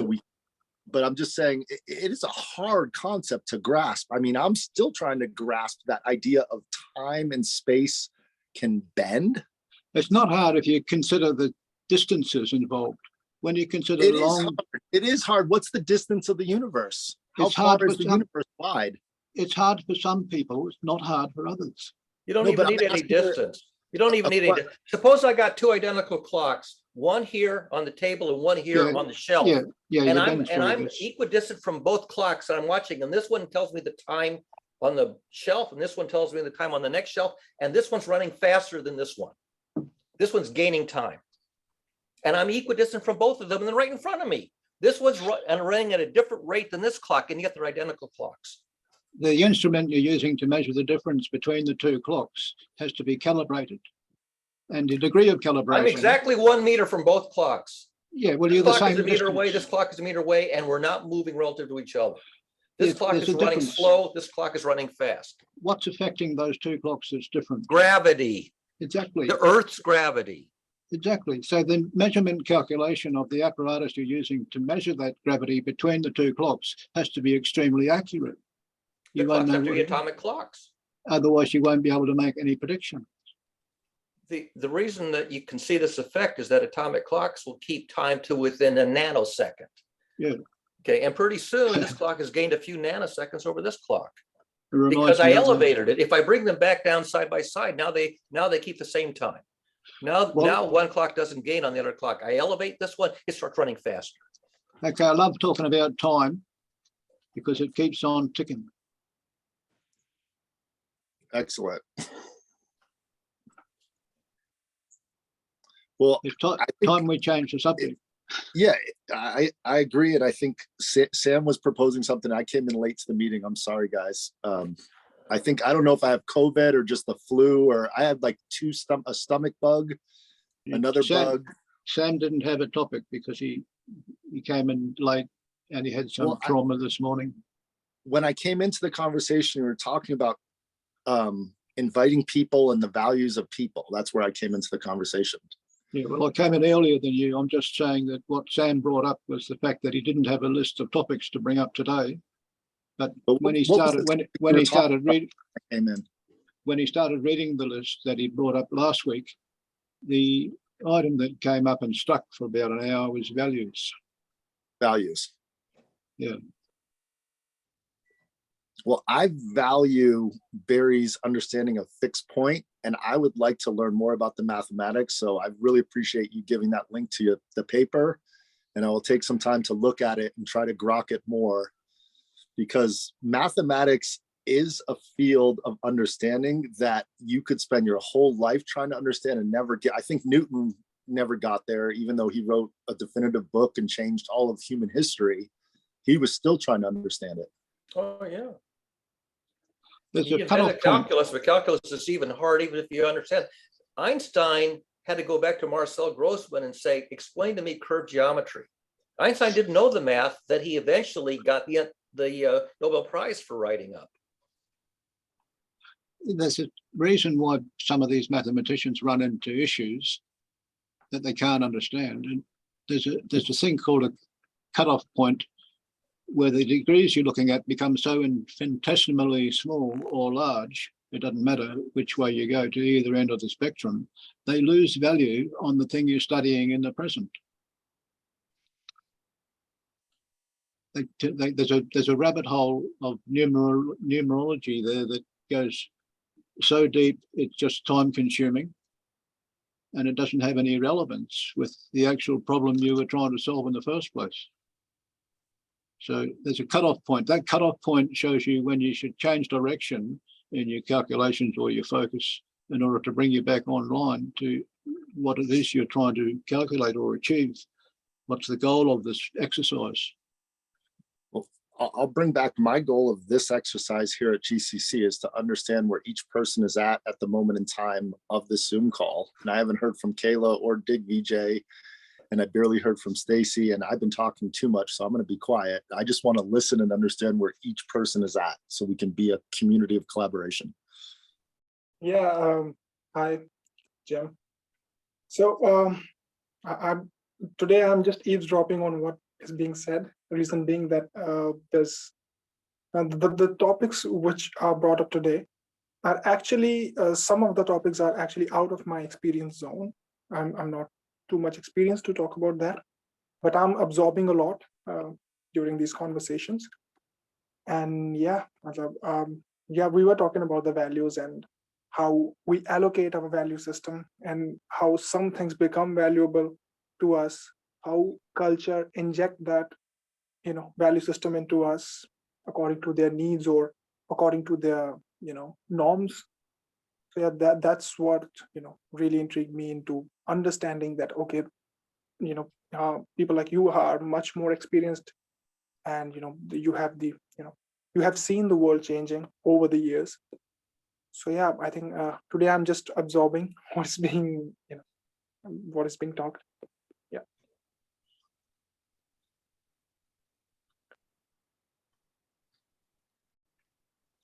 Kayla? Good morning. I Morning. think Deej just said it for me. I too am observing.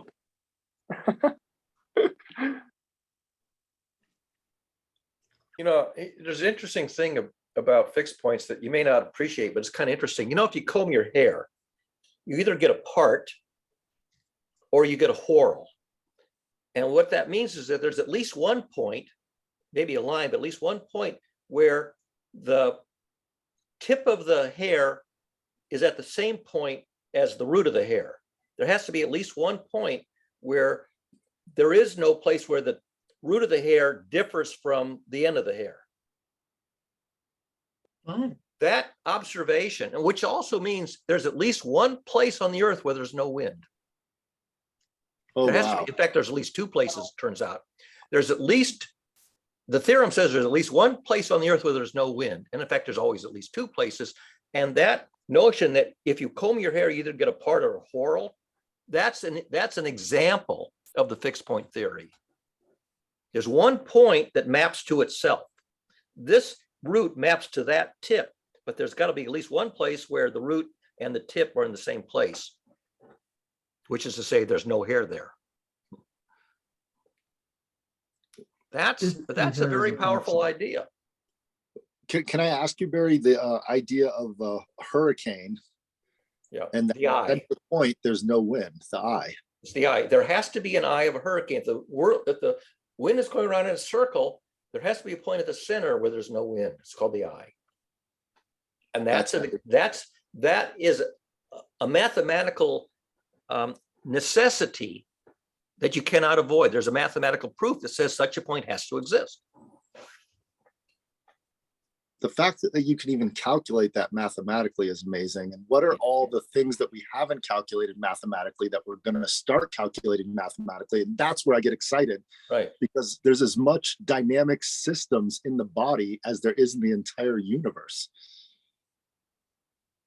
Yep. That's a mind-blowing thing to wrap your head around. A lot of theories about finding mathematics that tells you what has to be, because the assumption is that the laws of nature obey some kind of a mathematical model to be discovered. And if you can get the right mathematical model, then you're going to learn something about the universe before you even bother to look.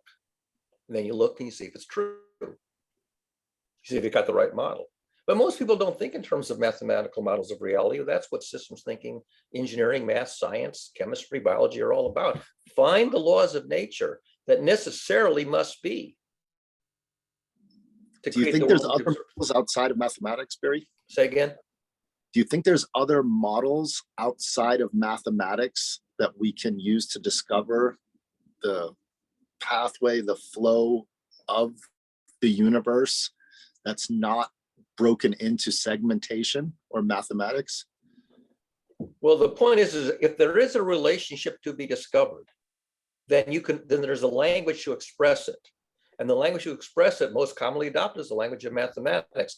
If there is a relationship, there is a mathematical way to express it. Now, you don't have to use that. You can do it by waving your hands.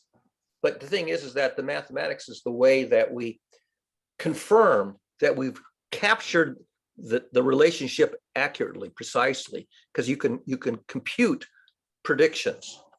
If I make hand waving things, I can't really compute predictions. Test it.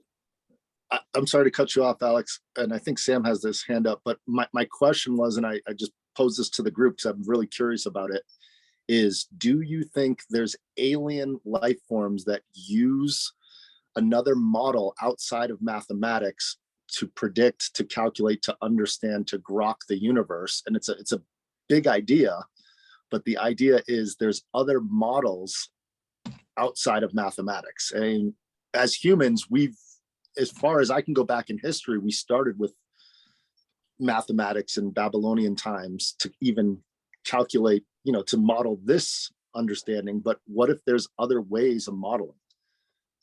Well, neural networks can model things. And the thing about a neural network is there is a mathematical model in the neural network. Can you read it out? Yeah, I was gonna say, why wouldn't aliens use math? Like maybe they don't call it math, but there would still be math to, I would think that there would still be math to Maybe explain. they find reductionism of numbers, or just of separating things into numbers, arbitrary and benign. Like we did that back when we were unevolved creatures, but we evolved past the model of mathematics to another model. No, and I hear what you're saying, but again, like even like I think to me, and maybe I'm wrong, but it's the same as like when I'll say like I can answer a question, but I don't know how I did the math, but I still did the math. I just didn't realize I was using math, or that math could be used to describe how my thought process went. Yeah, If you were an alien and you wanted to buy a vehicle for your family, how many seats do you want in your vehicle? Well, how many people are in your family? There's a number.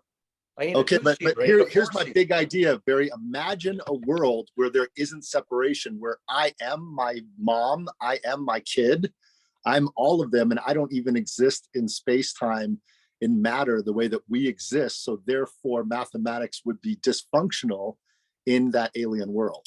This So is just a thought. no matter and no energy?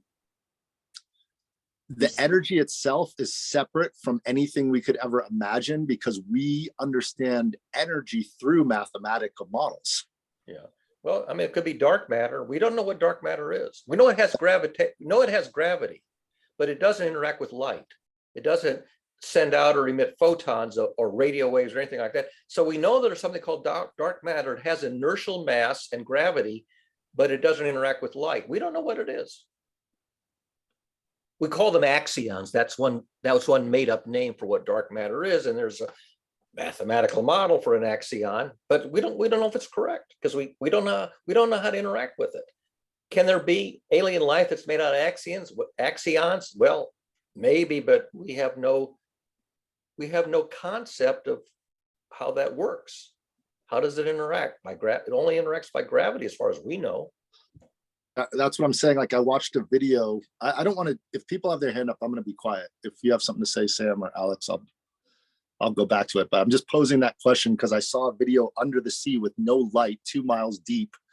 And the creatures that were under there were reacting to the light of the device that was submerged. But what's going on down there, we have no idea. We're just barely learning. Yeah. So.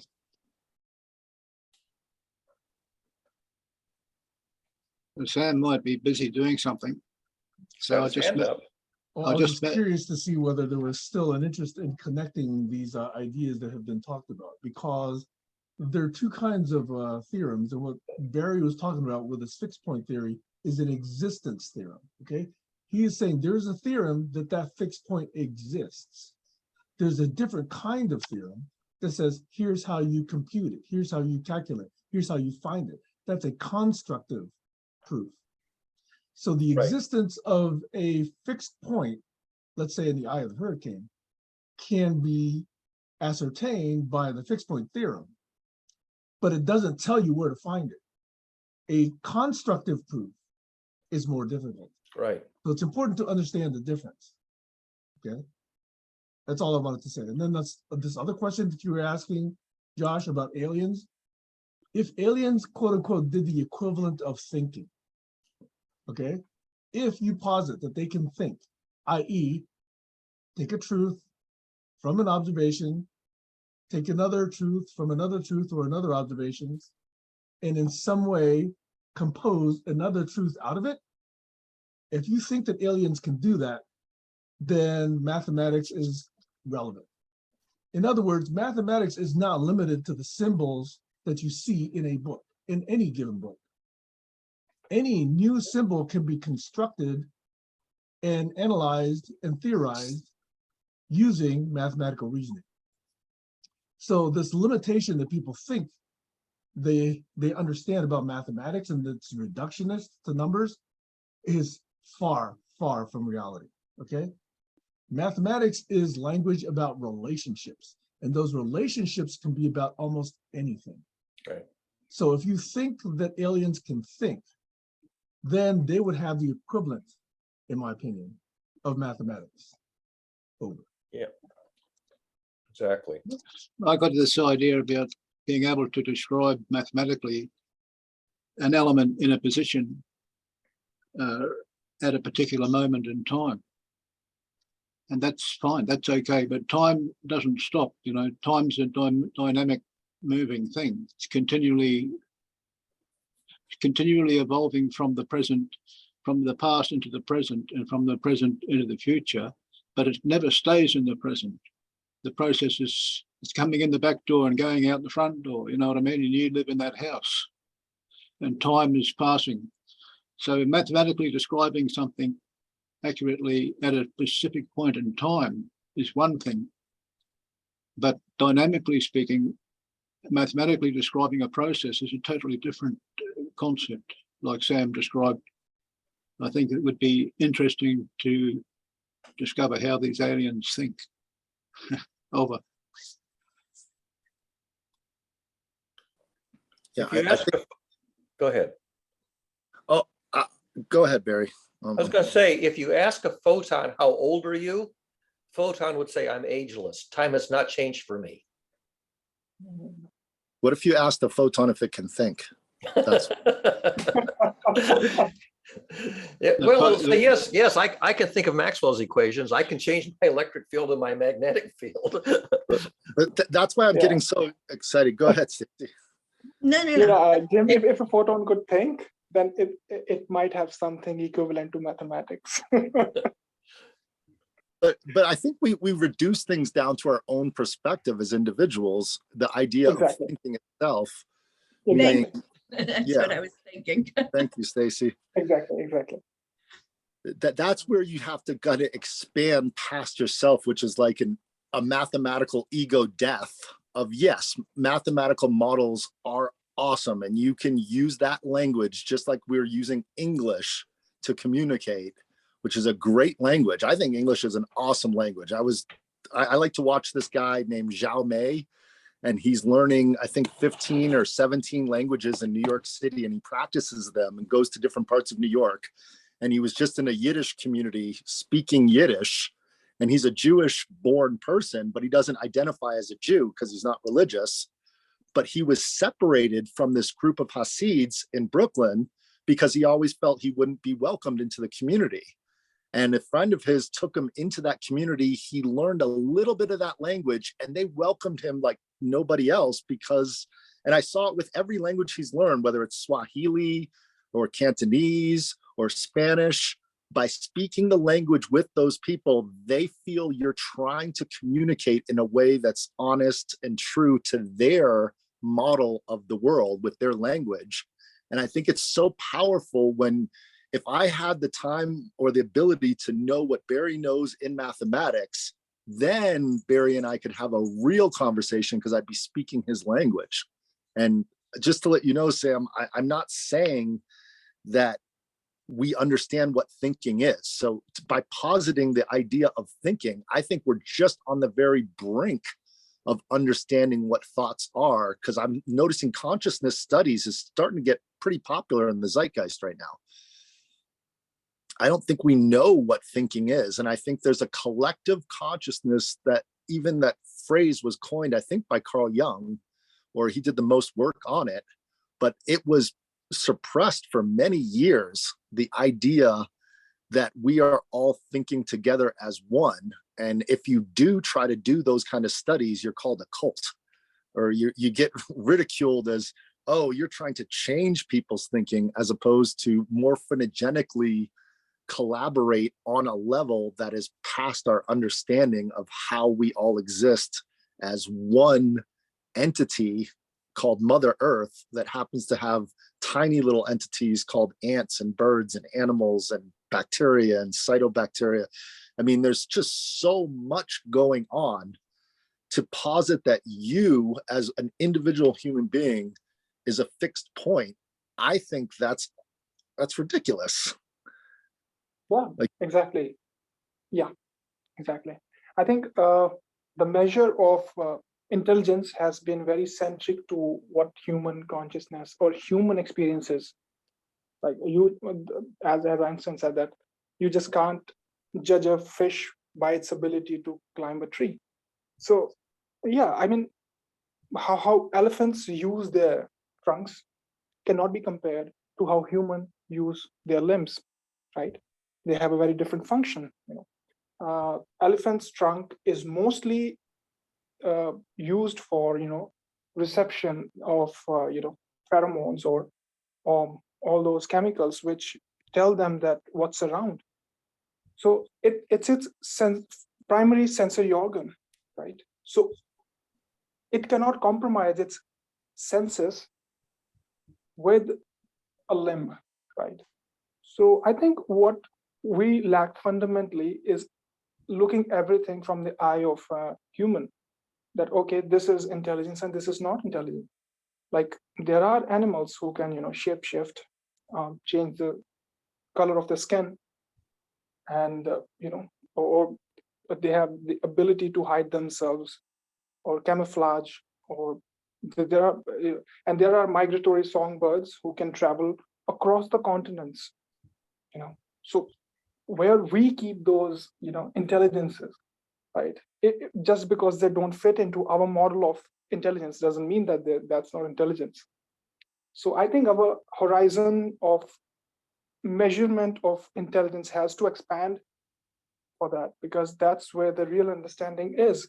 Because every language has its own bias, and every language promotes certain emotions more vividly than the other emotions, right? And yeah, to understand what, and if we can convert that thing mathematically, then that would be an eureka moment, because now you get it, like what's actually going on, because mathematical models are much more sophisticated than our linguistic linguistic models. Language involves emotions, and mathematics can, I would say, represent the real level of emotions. Yeah. Okay, I'm just gonna say goodbye. It's past the top of the hour. See you next week. Thanks, Stacy. Thank you, everybody.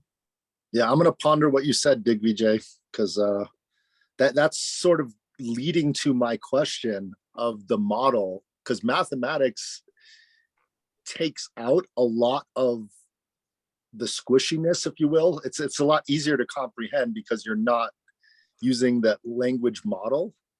Yeah. So there's not a human aspect of it. There's just how would you define what mathematics is, Barry? It's a language for expressing relationships, according to Sam's father. And I don't disagree with that. I think it's a very good definition. A language for expressing relationships with great precision. Complex relationships, arbitrary relationships. But here's my question. What if things are not related and we're just anamorphizing and creating relationships where they don't actually exist because we're using mathematics? Ask that question again, because I didn't quite get that. Sure. It made sense. What if we're only able to calculate with our human computer brain relationships that don't actually exist, but we're modeling an existent relationship because we're creating that's not actually there? You mean imagining a relationship that's a fantasy? There's two things that you can do if you're an engineer. One is that you can understand relationships to create a device that can do something that never existed before. You can create something that never existed. That, for example, an automobile, it can have a relationship with the ground, that is, it can move, and it never existed before we envisioned it. On the other hand, you can imagine an imaginary device, like a time travel device, which is imaginable but doesn't exist and can't exist, because Engineering is about building things that can exist, which haven't yet, versus imagining things that could exist, but they're only science fiction and they'll never exist because they're totally imaginary. Yes, you can imagine things that are not reducible to practice, and you can imagine things which are engineeringly reducible to reality that can be invented. You can do both. Yeah, I guess where my brain starts to go is if the belief is there, you can change reality. And that sounds very squishy and just wrong. Like, that's not even possible. Come on, Josh, you're crazy. That's why if you try to patent an idea, you have to show that you can reduce it to practice. So if you try to patent a perpetual motion machine or cold fusion cell, you can't get a patent because it's only a belief that hasn't been demonstrated. And then some people will say, well, if you look at the mathematics for this possible relationship, the math doesn't work. The math fails. And I look at the people who, for example, who try to do cold fusion, and I can spot the error in their math. They made a sophomoric, but they made a blunder in their math that's just gobsmacking, because a sophomore in electrical engineering would see, there's your error in your math. You've imagined a mathematical relationship that's incorrect. Mm-hmm. And I actually pointed out, I said, here's the error in your math. It's an error in sophomore electrical engineering. Yeah. And what I'm trying to say is, because of your understanding of math, you're able to do that. Yeah. And without that understanding or that model, you couldn't speak that language of mathematics, thus proving right or wrong or proving how things go. Right. But if you took out the language of mathematics, what kind of a world would we have? I guess that's more, let's posit that question before I go to the You alien. have a non-technological world, because we couldn't invent computers and automobiles and airplanes and telephones and motion picture, and you couldn't invent all this stuff because you wouldn't know how to invent it to make it work. It'd be very hit or miss. We'd be more, right? It'd be like inventing a new species of plant or animal. You know, we haven't figured out really how to intentionally invent a new species. We have some ideas, but you have to understand genetics if you're going to try to do that. But we can apply the mathematics of science and technology and engineering to invent something that actually is useful. A little mouse, okay, or a microphone, okay, that actually does what you want it to do, and you can reduce it to practice. It really works. Alexander Graham Bell made a real telephone. It really worked. Yeah, I just posit, like, I mean, go all the way back to the cyanobacteria before it was producing oxygen. Right. Like that's what I mean when I say thinking without, was the cyanobacteria concerned about mathematics? It was exploiting possible relationships between, here's an incoming photon. Uh-huh. Is there anything I can do with it? Well, it does ask itself the question, is there anything I can do with it? It just happens that the photon has the power to affect a molecule. And if the way that affected the molecule made something happen that wouldn't have happened otherwise, then it's going to keep on happening.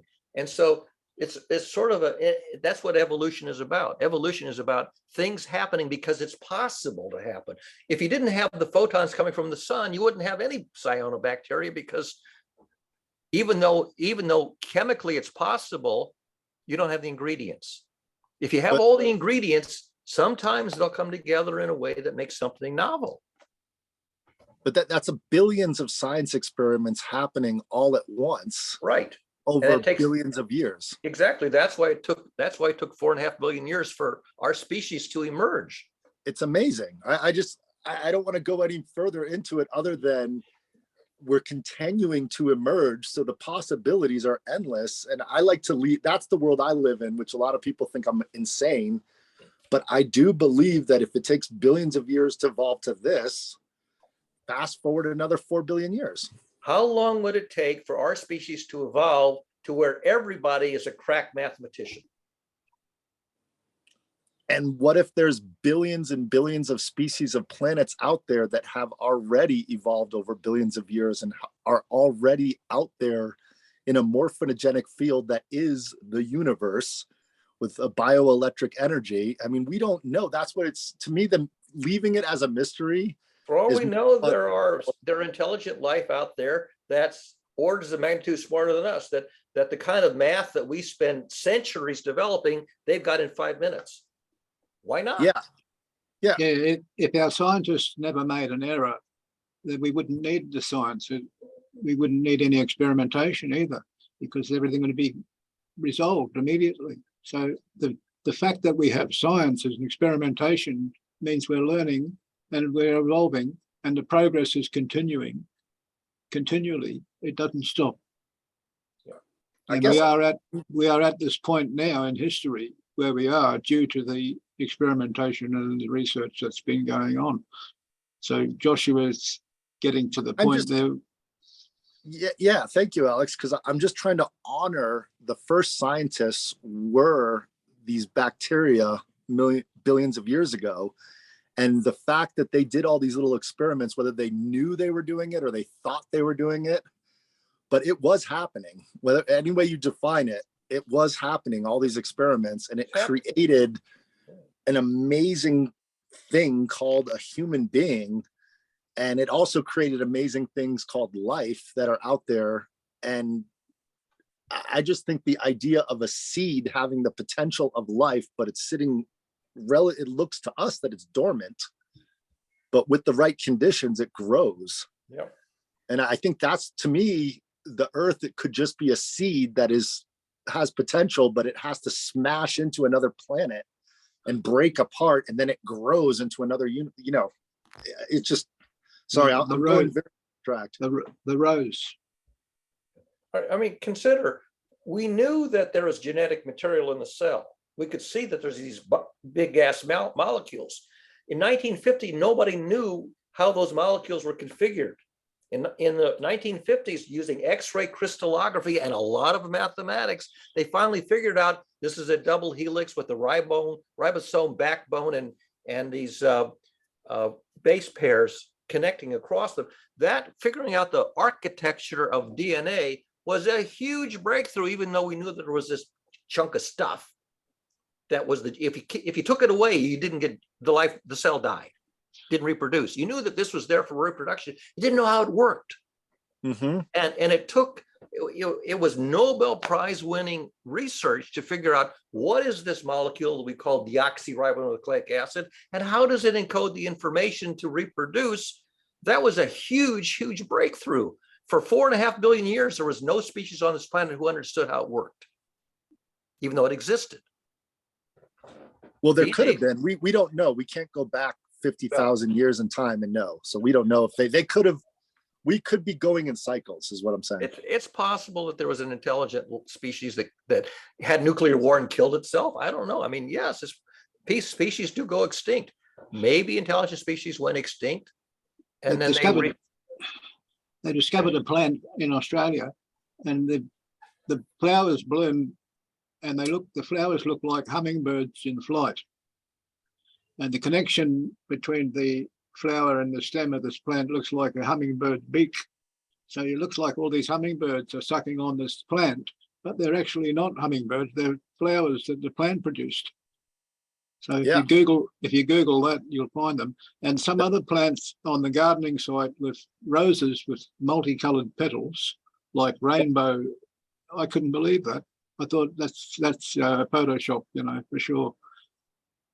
I'm just as blown away, Alex, because I went to the Amazon to see what a stick bug looks like, because my whole life I always saw them in cartoons and different things.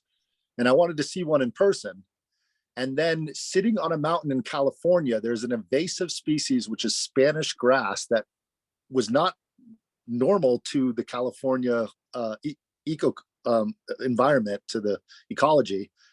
But yet one morning I saw a piece of grass move with legs. And I thought I was tripping. I'm like, I didn't take any drugs. This cannot be real. That this piece of grass is moving like a stick bug, because I've never read anything about stick bugs up in the mountains of California. And yet I have a video of the stick bug that is imitating the Spanish grass that's non-native. So how the fuck did that little bug evolve if the grass only got there in the 1800s? Like, I'm blown away at that. I don't understand that. I'm not a biologist.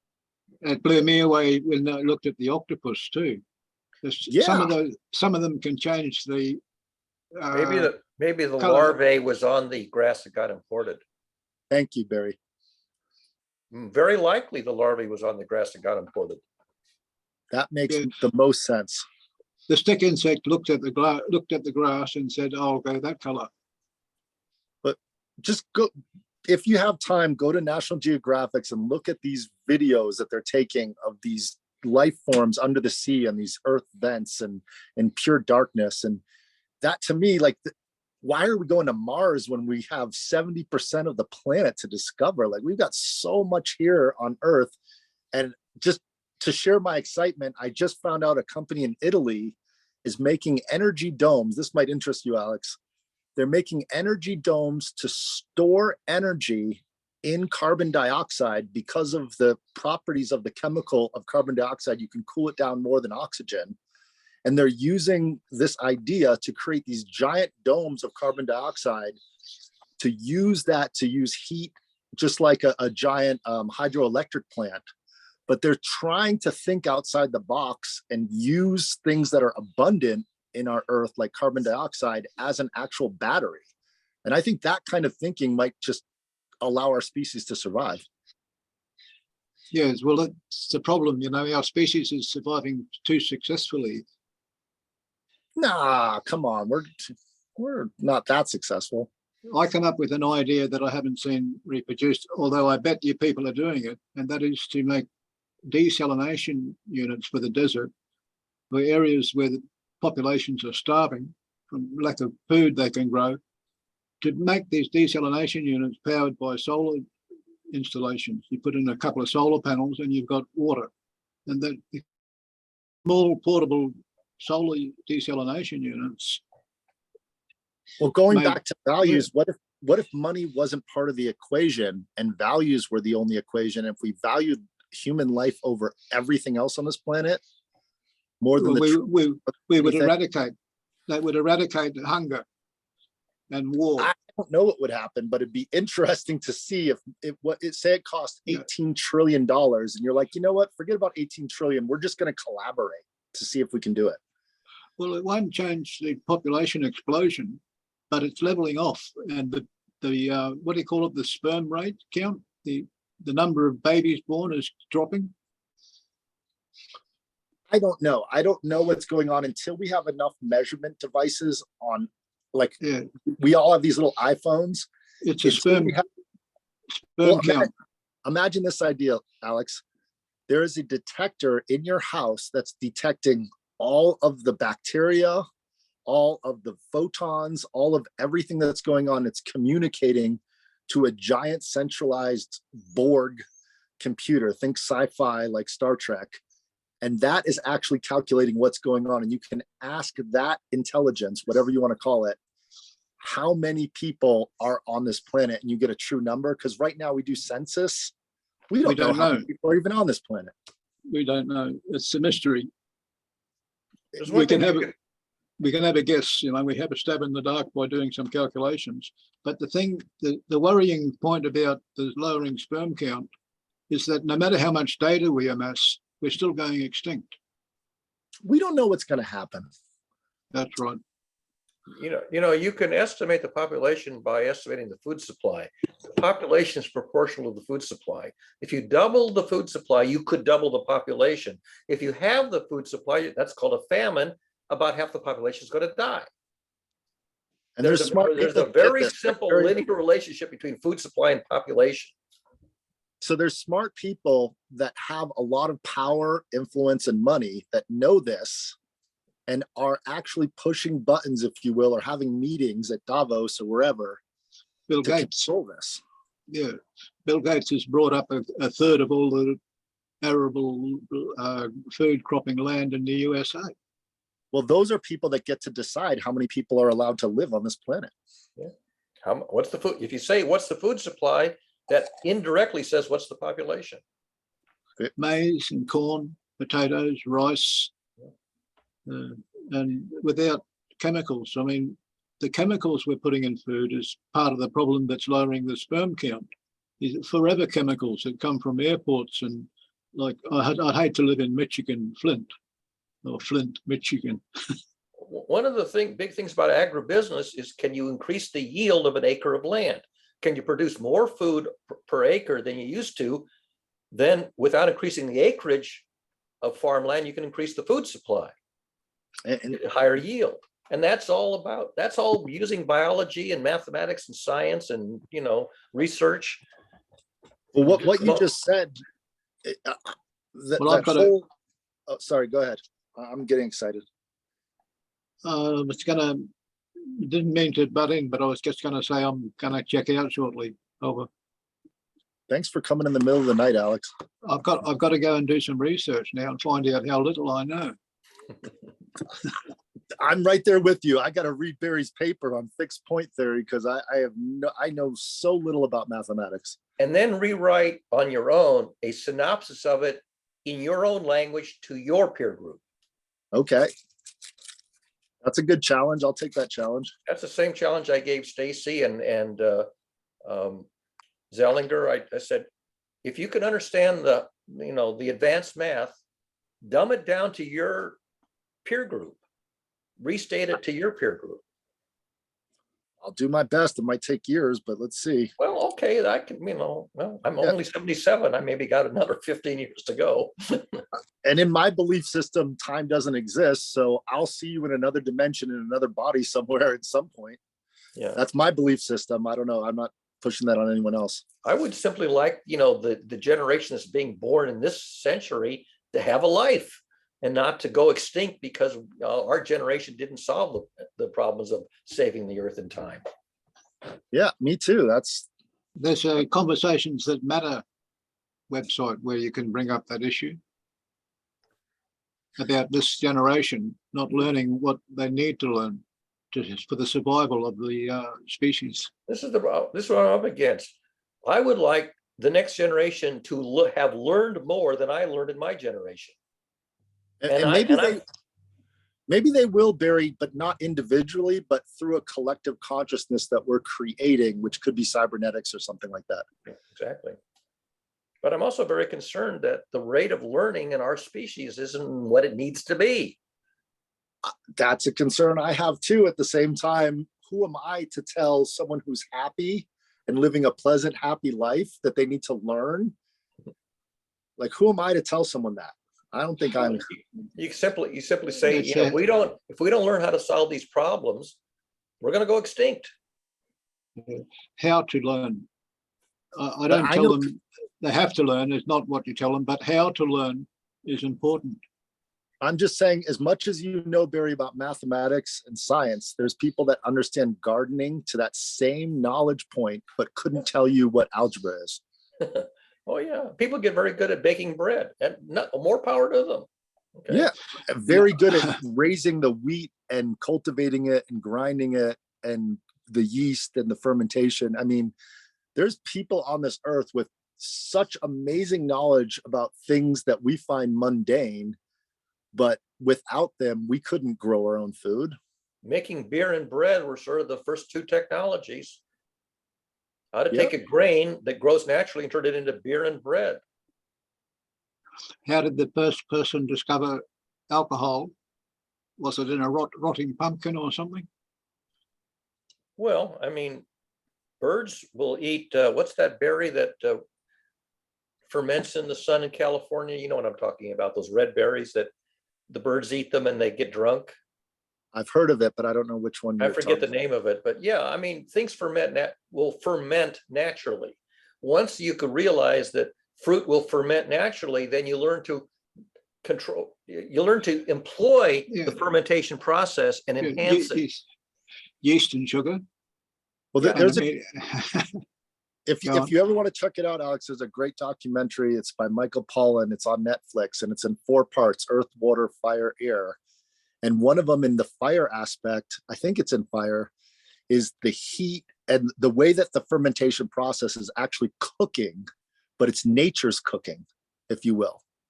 Yes. So yeah. By the way, a physicist would say not earth, air, fire, and water. They would say solid, liquid, gas, and plasma. 4 different words have the same mapping. Well, I cook solid, liquid, gas, plasma, earth, air, fire, and water. I'll have to cook my cheese liqueur in a plasma oven. A flame is plasma. Thank you, Alex. You made me laugh so hard. I think I coughed out my sickness. Yeah, it's a chemical reaction, isn't it? It's just, But yeah, what Barry just said is so profound because I study different cultures and they have the same like 5 words for earth, water, fire, air. What is it? Earth, water, fire, air, And then spirit. some have They add spirit, I think. Some people add spirit to that. plasma. No, plasma is fire. So do the 4 again, Barry, so I just get it in my brain. All right. Earth, solid. Air, gas. Water, liquid. Fire, plasma. The same words are either the street words or the physicist words for the same thing.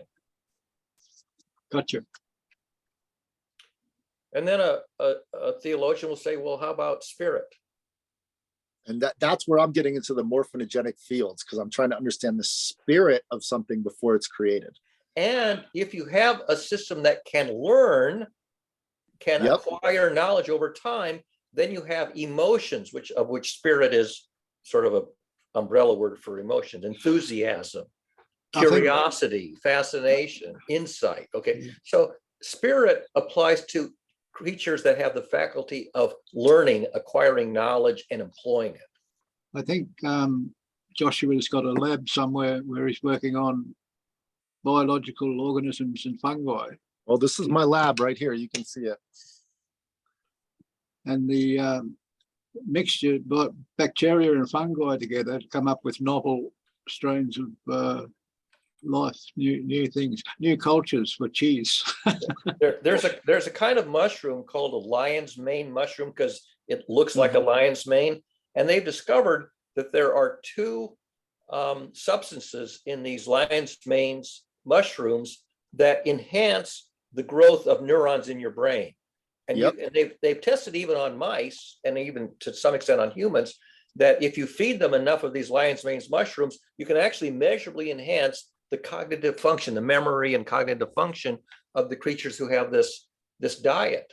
And they even make supplements that are based on these that are supposed to improve your brain function. And they've actually measured a small but significant improvement in Alzheimer's and memory tests and things like that.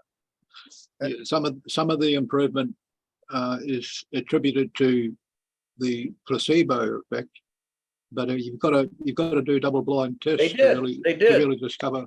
In the one where they gave people the supplements, they gave some people, the control group, and then they measured whether or not the people who had these Well, that's a better nutrients- quality. That's a better quality Yeah, well, that's the way they did it. experiment. So if you go back to ancient times before all these technologies, before we knew penicillin, before we knew how to turn signals of the brain off and on and all this Western medicine, there is something to be said to the relationship. And I'd love to find out the mathematical relationships of the bacteria and the mycelium and the cytoplasm and everything that creates the natural world. Yeah. And our separation from that, in my own opinion, we're just looping back around to understand that connection. And I think it's a cycle that goes constantly through civilizations. You can be aware of a phenomenon, but not know how it works. I would rather know how it works. So if I can remember when I was young enough, when I would, in a rainstorm, I would see lightning, I would hear thunder, and I had no idea that the 2 were connected.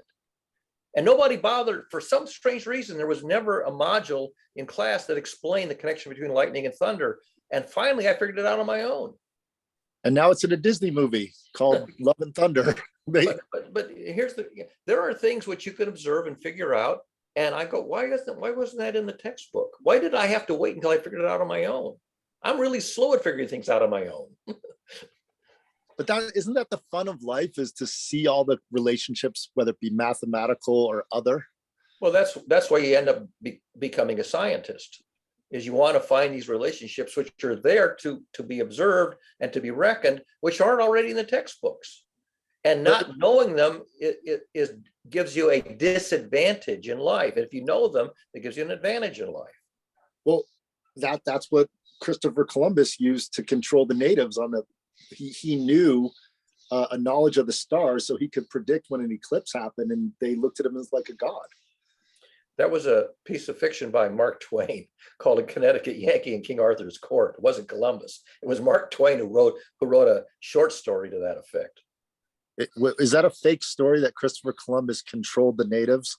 I've never heard such a story. And maybe you're It was right. by Neil deGrasse Tyson in his last book.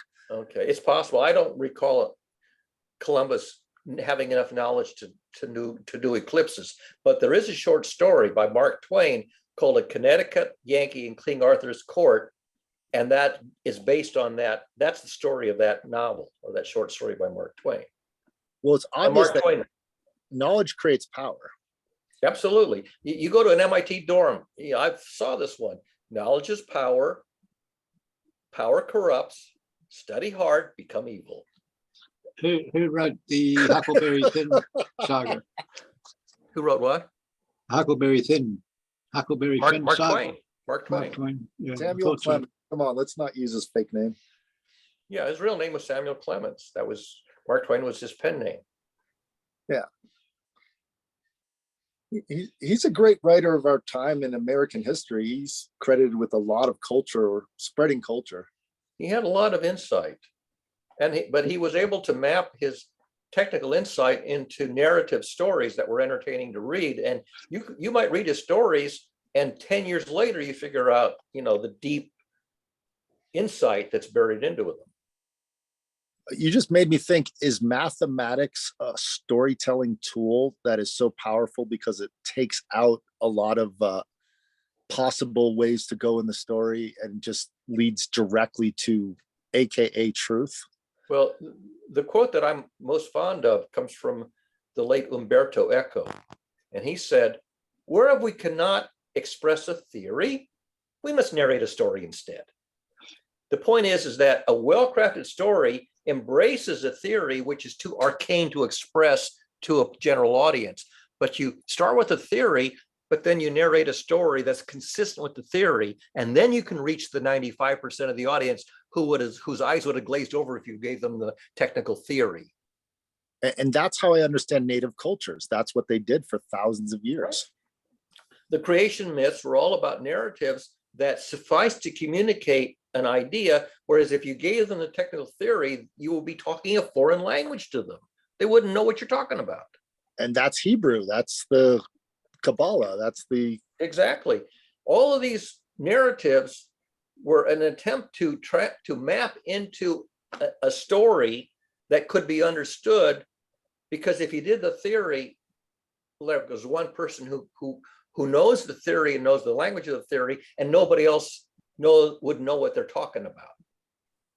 And that's where I fought against education, because of the levels, at least in the public education that I started off in, is that a fifth grader knows more because they were told that there's levels. It's a linear knowledge as opposed to a universal knowledge. Yeah. Why do you learn arithmetic? Because if you learn arithmetic, then you can learn algebra. Why do you learn algebra? Because if you learn algebra, then you can learn calculus. If you learn calculus, then you can be a rocket scientist and travel to the moon. Like, who wants to travel to the moon? Well, the people who understand rocket science want to travel to the moon. You know, if the guy in the space shuttle is docking with the other object up there, his time might be a millisecond or two different from the controller down on Earth, but it won't make any difference to the docking process because their time's local up there. So, it's okay. The real problem is the propagation delay. When they have a reporter or a journalist go out in the field and they had to use satellite phones in the early days, the anchor person would ask a question, and if it was live, 3 seconds later, you'd get the answer, because the propagation delay up to the satellite and back down again was 3 seconds. Yeah. Well, they're clever, these mathematicians. They take those lapses in time into account. GPS does. If you did take it into account, your GPS wouldn't tell you where you were. It would be off by about 30 feet or something. Yep. Whatever the distance is for the propagation delay. I've got to get some sleep, and thank you for listening. Thank you, Alex. Thank you for sharing your wisdom and knowledge. Thanks for sharing yours. I haven't got any. Yeah, right. Get out of here. Have a great night. Okay, anything else to talk about?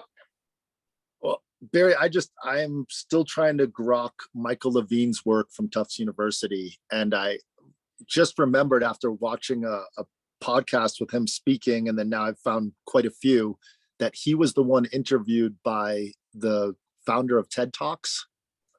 Oh, does he have a TED Talk? Does Michael Levine have a TED Talk? He does have a TED Talk. All right, because I know that there's a guy, and I don't always remember names, so I don't know if Michael Levine is the one that I recall reading about 4 or 5 years ago. But it's possible it's the same person. It's also possible you're talking about a different person. So, Well, the key word is gap junctions. yeah, that doesn't ring a bell. I don't necessarily remember these jargon terms. Yeah, I'm But there was learning. a guy at MIT who had a theory that was pretty radical, but I don't remember his name or the details of his theory because it was a few years ago. Well, But it might be the same guy. yeah, he had a mentor, a guy that understood the gap junctions of cells, and he was writing a book on it, and he passed away before the book was released, but it was called Gap Junctions in Consciousness, and it was never released. And Oh, I okay. that Yeah. could be the same person. I don't know, but Yeah, I don't know about that book. If it was never published, I certainly never even heard of it and certainly don't know what's in it. well, But, my hope, I mean, the reason I'm so excited about it is he's doing it under the narrative of regenerative medicine. And okay, yeah. my hope is that, I don't know if it'll happen in my lifetime or our lifetime, but at some point, if we can learn medicine to a point of regeneration, that would be Well, really cool. Here's where I would like some regenerative medicine. You see this black spot on my right thumb? Uh-huh. Somewhere at the base of this thumb where my fingernail is, it has become dysfunctional.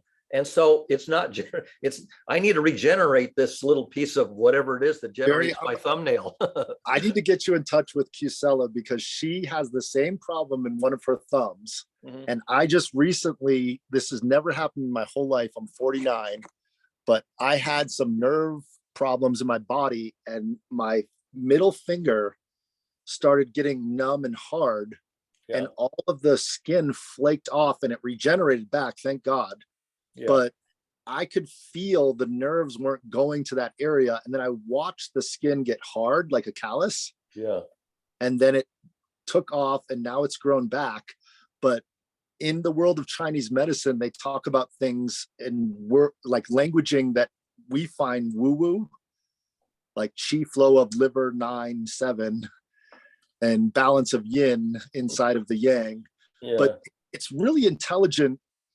It's intelligent in ways that I want to map Western medicine and Eastern medicine on top of each other. So when they're using those words, then we can show the Western understanding of it and vice versa. Yeah, it's the Rosetta Stone for different cultures.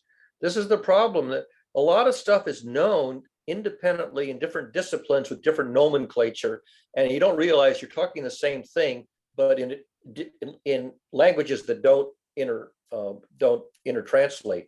Yeah. A lot of stuff you find the same idea is there in physics, it's in chemistry, it's in biology, it's in psychology, but it's completely different nomenclature, even though the underlying abstraction is the same. It drives me crazy. And when you find these connections, when you find these dualities, it's very powerful, because then you can take the solid insight over here and map it over here where you have a vague insight. And so you can trade insights across this language barrier, and suddenly you can see things a lot more clearly. Yeah, well, going back to your thumb, there could be a chemical that's not allowing specific organ to do its function inside of your body, that's not allowing the cells to produce the proper way in your thumb. Yeah, whatever cells it is that produces the chitin of my thumbnail, they're not doing it. They're doing something different. It's your right one? You're right? Yeah, it's the right thumb. And what about your other fingers? They're all fine.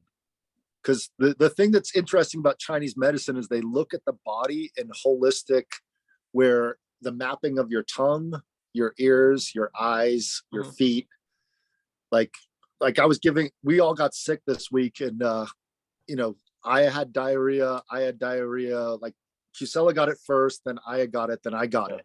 So it's a stomach bug, but there's points on the feet that I was massaging just naturally because I was just doing it. And Gisela was like, "Oh, you're doing stomach channel 3 in Chinese medicine." Right. I was like, "I don't know what I'm doing. I just know that when I touch her hair, she seems to feel better." Right. Yeah. They were talking about, laying on of hands is kind of a woo thing. And I say, I can make one true prediction about the length. If I were to do laying on of hands on you, you'd be touched. But for real though, there are nerves all throughout the body. And I found this out on a boat in New York City. I was getting drunk. It was a big cancer thing for Estee Lauder.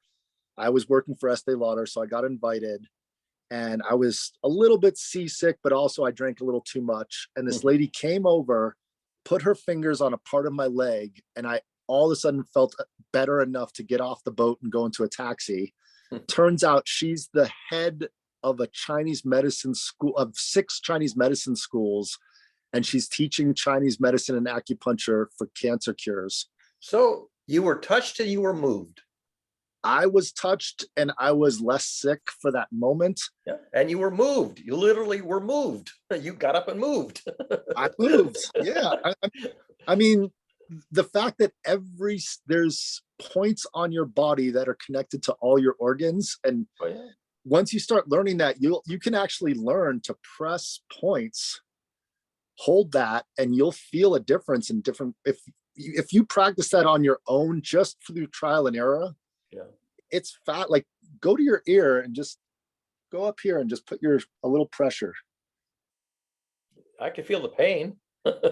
Well, there you go, because I'm saying those nerve endings are sensitive, but then go down a little, like maybe a half a centimeter below, and then do that all the way. There's different channels of your body, and then press. And if you breathe into that pain, you'll start to feel different organs changing. You'll even have different poop. Well, yeah. You'd have to take a lot of data to demonstrate that. But that whole data science, that is Chinese medicine. Yeah. And then, so my question for you to change your thumb to actually working is there parts of your diet that you feel there are chemicals missing in your food intake? Well, I do. I don't eat 7-course meals because I live by myself and I cook my own meals. So there's probably nutrients that are absent, and probably from vegetables, because I probably don't have enough variety in my vegetables. Yep. But the thing is that I don't know what nutrient is missing from my diet that would make the difference, because I don't have enough knowledge of dietary supplements or what you get from what plants. And that knowledge, I think, is more important than mathematics in terms of living a happy, healthy life. Well, I'd have to go back and study food nutrition, I suppose. And that would probably be another graduate degree. It might take it took me 5 years of grad school to get to where I was in applied mathematics and engineering. Probably take another 5 years to get to food science. And then I would be 80. Well, you don't have to do it that way. You could take 5 months and just every week or every 2 weeks when you go to the grocery store, add a new thing, take out a new thing, and keep experimenting for 5 months and see what changes. Yeah, I don't know if I'd get enough data to generate any. Well, if you added a new food to your diet every 2 weeks and 5 months went by, that's at least 30 different foods. Yeah. I mean, probably if I ate out more often, and I would get more variety in my diet, but because I hardly ever eat out, I get a very repeated diet week after week. So it's very likely that there's some nutrients that are missing, because I'm not eating as wide a variety of foods as I might if I were living with a family and somebody else was doing the shopping and cooking. Let me ask you this. How's your sun intake? Solar sun intake? Like right now, see my light? Oh, yeah. I just, ever since I've lived in the mountains, I cannot be indoors for too, like like my body makes me go out into the sun because I need that. I don't, first of all, I burn in the sun.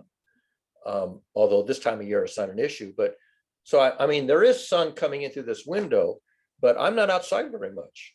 I'm pretty sedentary. I'm sitting here in front of the computer. Yeah. And most days I don't go outside except to pick up the mail for a minute. So I don't get a lot of, and also look, I mean, most of my body is covered anyway. And Yeah. the part of my body that isn't covered is going to get sunburned. I get sunburned on top of my head if I don't wear a hat. Well, I'm just saying, like, for me right now, I've got, I would say 80% in the sun, and I'm a little overdone because we've been talking for a while, Yeah. but I try to get at least 20 minutes of direct sunlight per day at minimum.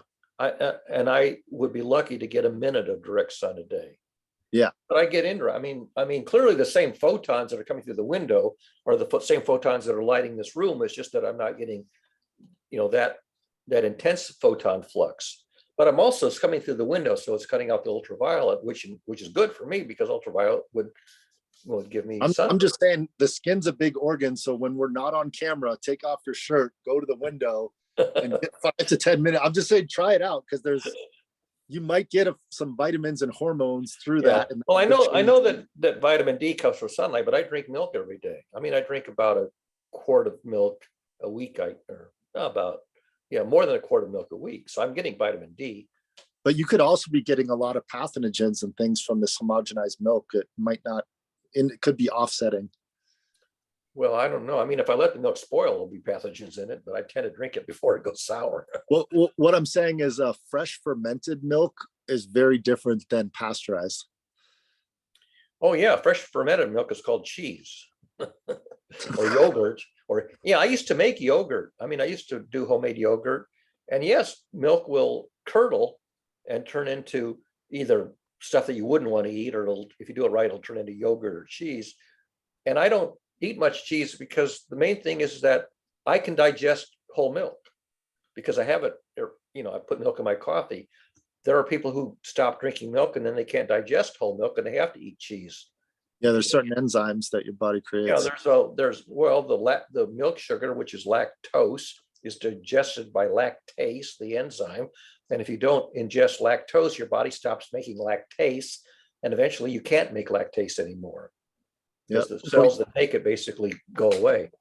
But then there's also sauerkraut fermentation that creates a bacteria called lactobacillus. Yeah, and I don't eat sauerkraut. Yeah, I mean, but I eat cabbage. I eat fresh cabbage, but I don't eat fermented cabbage. But when you talk the mathematics of food science, if you look at the older cultures and the different ways of mixing and matching chemicals and nutrients, it's to me, the one that makes my body the healthiest that I personally love is Korean food. Yeah, I will eat ethnic food. I don't particularly like Indian food. I'll eat it, but it's not my favorite. But Chinese food, Japanese food. I'm perfectly happy to eat ethnic foods, Thai foods. But the thing is, I would have to go to a place where they would serve it because I don't make that at home. I guess you could buy packaged Asian foods, frozen or whatever, but I generally. The nutrients in the vegetables are depleting at a really fast rate. Like, I belong to a regeneration pollination group where these food agricultural science people are telling us that the actual amount of nutrients in our food is depleting so fast. And you can just taste it if you go to a fresh organic garden and pick a tomato and then go to the store and get one of those tomatoes. It's night and day. Yeah. Oh yeah, I know the people who say fresh garden vegetables taste completely different than store-bought ones. I know that. Also, because I'm sedentary, because I'm older and not as active, I had to cut down the volume of food intake, especially because of COVID and lockdown. And I managed to lose 20 pounds in about 2 years, not even realizing it, because I have a bathroom scale. I hardly ever use it. And I stood on the bathroom scale, after a year or so lockdown. I said, oh my goodness, I'm losing weight. And I noticed that I'm having to tighten my belt to the next notch. So I actually lost 20 pounds because of intentionally cutting down my food intake, partly because lockdown. Yeah, my partner for the Microbiome Learning Center, she's a nurse, but she went a different direction than I did, where she's helping people after they've taken antibiotics to regrow the bacteria inside of their stomach. Yeah. And that the science of prebiotics and probiotics. Yeah. A lot of people forget after they've taken their antibiotics to be But conscious. I don't take antibiotics. I mean, if I get a seasonal cold, I'll just, live through it. I won't take any cold medicine. I mean, I might take cough medicine if I have a cough, but I hardly take anything. I mean, I take sugar, I'll take chocolate, I'll take aspirin if I have a headache, which is not very often, but I don't take any medicines. Yeah. Well, I don't take any antibiotics. the main thing I want to communicate to the world is that all the medicines are in your body themselves. So you've learned your body over your lifetime. So you know what works for you. And you know the signals of what your cravings are. Yeah. So, I eat when I'm hungry and I stop eating when I'm not hungry, and I graze. Have you been craving any specific foods lately since your thumb has been going numb? Oh, I've had this for years. How many years? 6, 7, 8 years. Okay. I don't remember when it started, but I've had it for years. Easily. I'm maybe 10 years. I don't know. I don't actually know when it started, but if you think back, was there a diet you had 10 years ago that you have thus changed to now, that your foods that you used to eat back then that you don't eat now? not really. I mean, I've gradually cut down on meats. I mean, I cut down to red meats first, and now a lot of times you go to the grocery store and you can't even buy chicken because they're out of it. Or, I went in the other day to buy a couple of items that were on special, and they were out of them. Yeah. So I've cut back on animal meats gradually over 20 some years. But on the other hand, I'll eat hummus, and I'll still eat eggs. Once a week, I'll maybe eat an egg. Peanut butter. I was in a conversation with meat packers and people that are cattle, they provide the meat. And there's a lot of different ways that the meat is curated. It's really fascinating at different temperatures and what it does to the chemical properties of the meat. Oh yeah, yeah. I mean, I used to buy seafood. Seafood got to be so bloody expensive that I stopped buying seafood, except for canned tuna. Yeah. So yeah, I've cut back on a lot of food varieties simply because it became ridiculously expensive or unavailable, or too difficult to prepare, too much work to prepare. Yeah. So me too. I'm looking at my diet, and I go through different phases of foods that are just convenient versus foods that are, I try to listen to my body. If I'm craving something, I try to hey, let me get some kale in my diet. I don't eat enough kale. yeah. Yeah. So whenever I have a chance, if I'm eating someplace other than my own kitchen, I'll try to eat something I wouldn't normally be eating, some dish that takes a little bit more skill to make, and it's not normally part of my diet. So if I go to a restaurant, I almost always order salmon if it's on the menu, for example. Yeah. Well, I'm going to keep researching on how the body actually sends signals. And I do believe that, there was a guy, I think it was John Sears or Bob Sears. He's a famous nutritionist from the 70s. And what he would say is be aware of the sticky foods, the things that are sticky, the ketchups, the oils, the canola oils, and those things that block the receptors of the body to produce the chemicals that give you nutrition. Yeah. I mean, it's certainly, you're right. I mean, I could spend a lot more time studying food nutrition and probably adjust my diet, to be a more balanced diet. If you want. But I'm not undernourished. Yeah. I mean, if you feel that your body's functioning the way it wants to, and that thing on your thumb doesn't bother you and you're good. Well, it's not painful or anything. It's just it's a discoloration, but it's not painful or anything. I just find it fascinating. Why is the other thumb that way? No, the other thumb is fine. Isn't that amazing? It's just this one thumb. Something happened, to whatever the cells are that generate the collagen of the thumbnail that are just generating a discolored thumbnail. I don't know why it's doing it. Probably something happened to the cells that there's clearly a line of cells that produces your fingernails. Yeah. And whatever that line of cells is, something, they mutated it. I don't know what the hell. Probably they mutated. Yeah, I'll look at it. I'm gonna look at that. I'm trying. I've never had the skin on one finger go. I could feel it go. I could feel the nerves go numb to that finger. Well, that happened. I mean, when I was in high school, I cut a nerve. I think it's in this thumb. Now I used to be able to see the scar. Now I know it's on this one. I can still see the scar. And this thumb used to be quite numb, but gradually over decades, this thumb no longer is numb like it used to be for 10 or 20 years after I gashed my thumb. Now these thumbs have roughly equal touch sensitivity. There's really no difference between them. All my fingers have roughly equal touch sensitivity, but this one for the longest time didn't. This one for the longest time was quite numb. Yeah. But the nerves regrew over 15, 20, 30 years. It's amazing. Yeah. Well, I'm gonna take some time. Yeah, I'm right now just trying to study morphogenic fields, and then after that, I'm gonna open up your field point theory. And then I remember Eric Weinstein. I'm sorry, my brain is eluding me, but there's an idea of differential equations of mathematics, like how a system can be fixed here, a system be here, but the relationship between those systems, I'm trying to understand that for the stock market, because systems communicate. I mean, we live in a world where there's low-level continuous communication, and a lot of that low-level communication, you don't realize what's the corresponding cause and effect. Yeah. Because I get enormous amounts of information that just doesn't make me do anything different. But information is the difference that makes the difference. So all these low-level signals, a few of them will spark and trigger a perturbation in my behavior. Most of the stuff doesn't. Just, it's like water off a duck's back. It doesn't do anything. yeah. Well, that's up to, I think, the individual. Like if you want to dive deeper into something, go down the rabbit hole, that's up to you.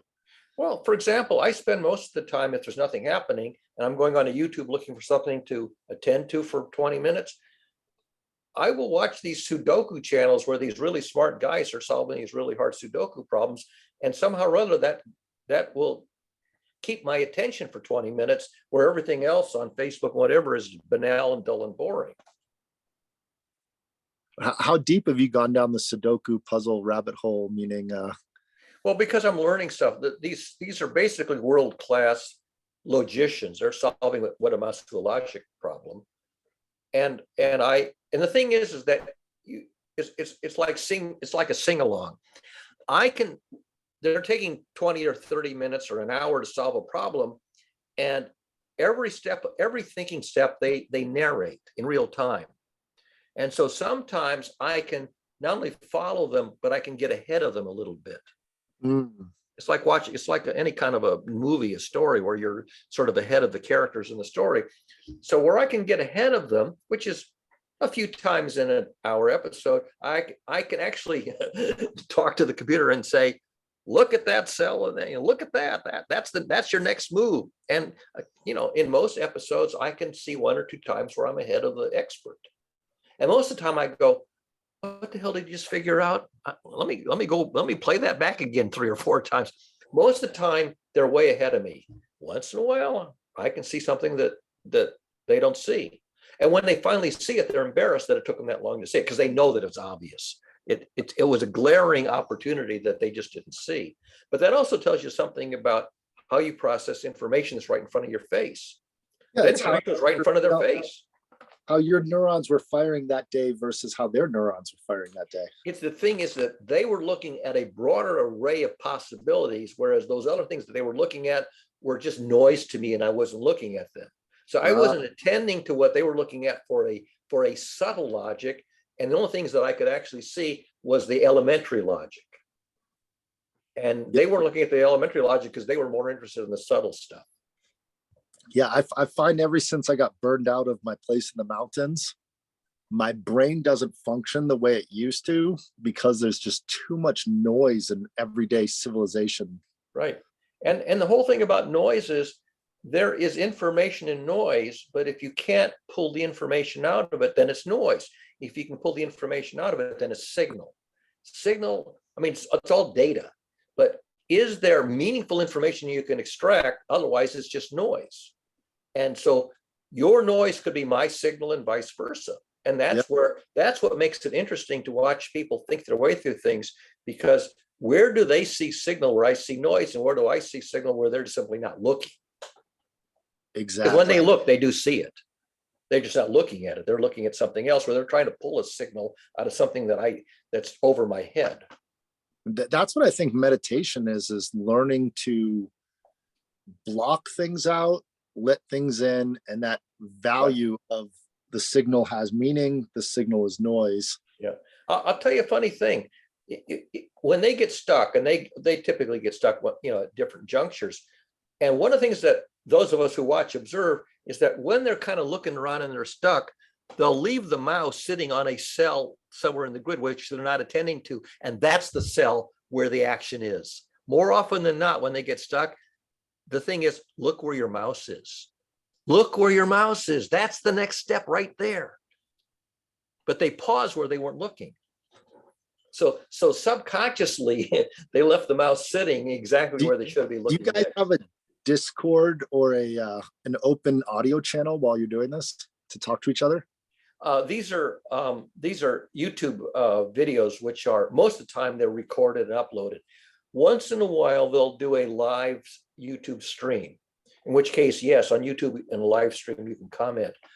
I almost never do, because the comment stream flows past so bloody fast because they're watching that, there's no chance. And in any event, they say no spoilers. So if they say no spoilers, then all the comments are just, what do you call it? Color commentary, right? It's not pointing out the solution. And so the answer is no, you don't. But in the regular YouTube, you can put the comments at the end of the YouTube video, which has already been uploaded. And then people will talk about where they did see something that the recorder didn't see, or whether they understood something. And once in a while, not very often, once in a while, I will put a comment. Now, I'm much more likely to put a comment into a science education video. So like last couple of weeks, they've been talking about the Nobel Prizes, and the one on quantum mechanics, which a lot of people don't understand because it's arcane. I will put a comment in there where I'm pointing out something that I say something. What are you? Were you opening your mic on purpose, Digvijay? Didn't know. No, actually, yeah, it just popped up. Oh, no problem. If you wanted to interject, let me know. Sorry to interrupt, Barry. So on these science education videos, especially on select, like if it was on cold fusion, if it was on the Bell test experiments, where I've done a lot of research, I will more likely put a comment in there that is a clarification of something that's poorly understood or poorly communicated. Because these things have persisted for so long, that's because there are too many competing interpretations that are missing the mark, and they're missing the mark because the math is sloppy, or there isn't any math, and that's what's missing is the mathematical insight. So yes, I will do that, and I'll get one of two responses. I'll get, that's a very good observation, and I'll get, that can't be right. People who don't know anything will be the ones who jump and say, that can't be right. Well, because they didn't think of it, so therefore it can't be. Well, because the thinking of it is really mathematical, and the mathematics is simply opaque.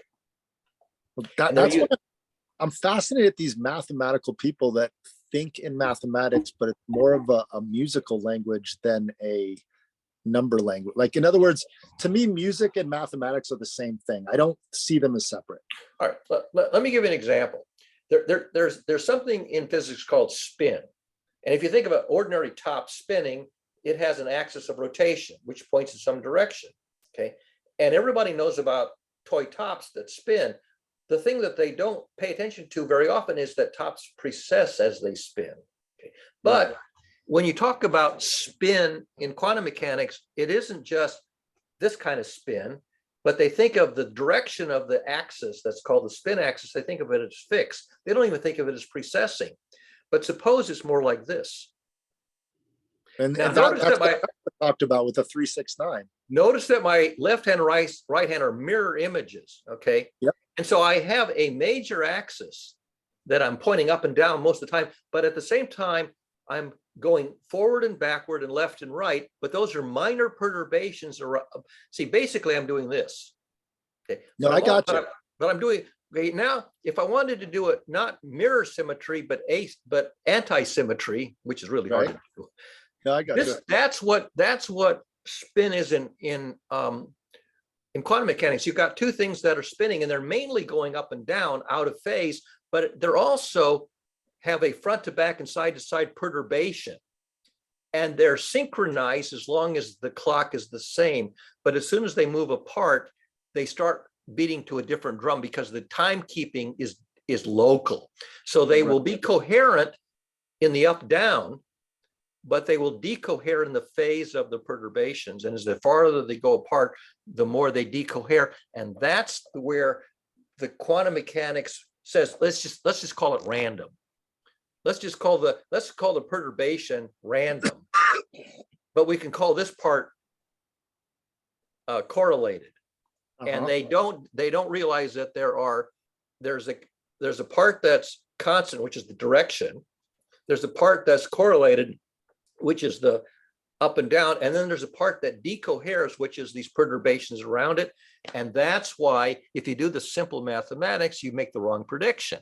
And quantum mechanics says, never mind trying to keep these things worked out. We'll call this part random and we'll call this part correlated.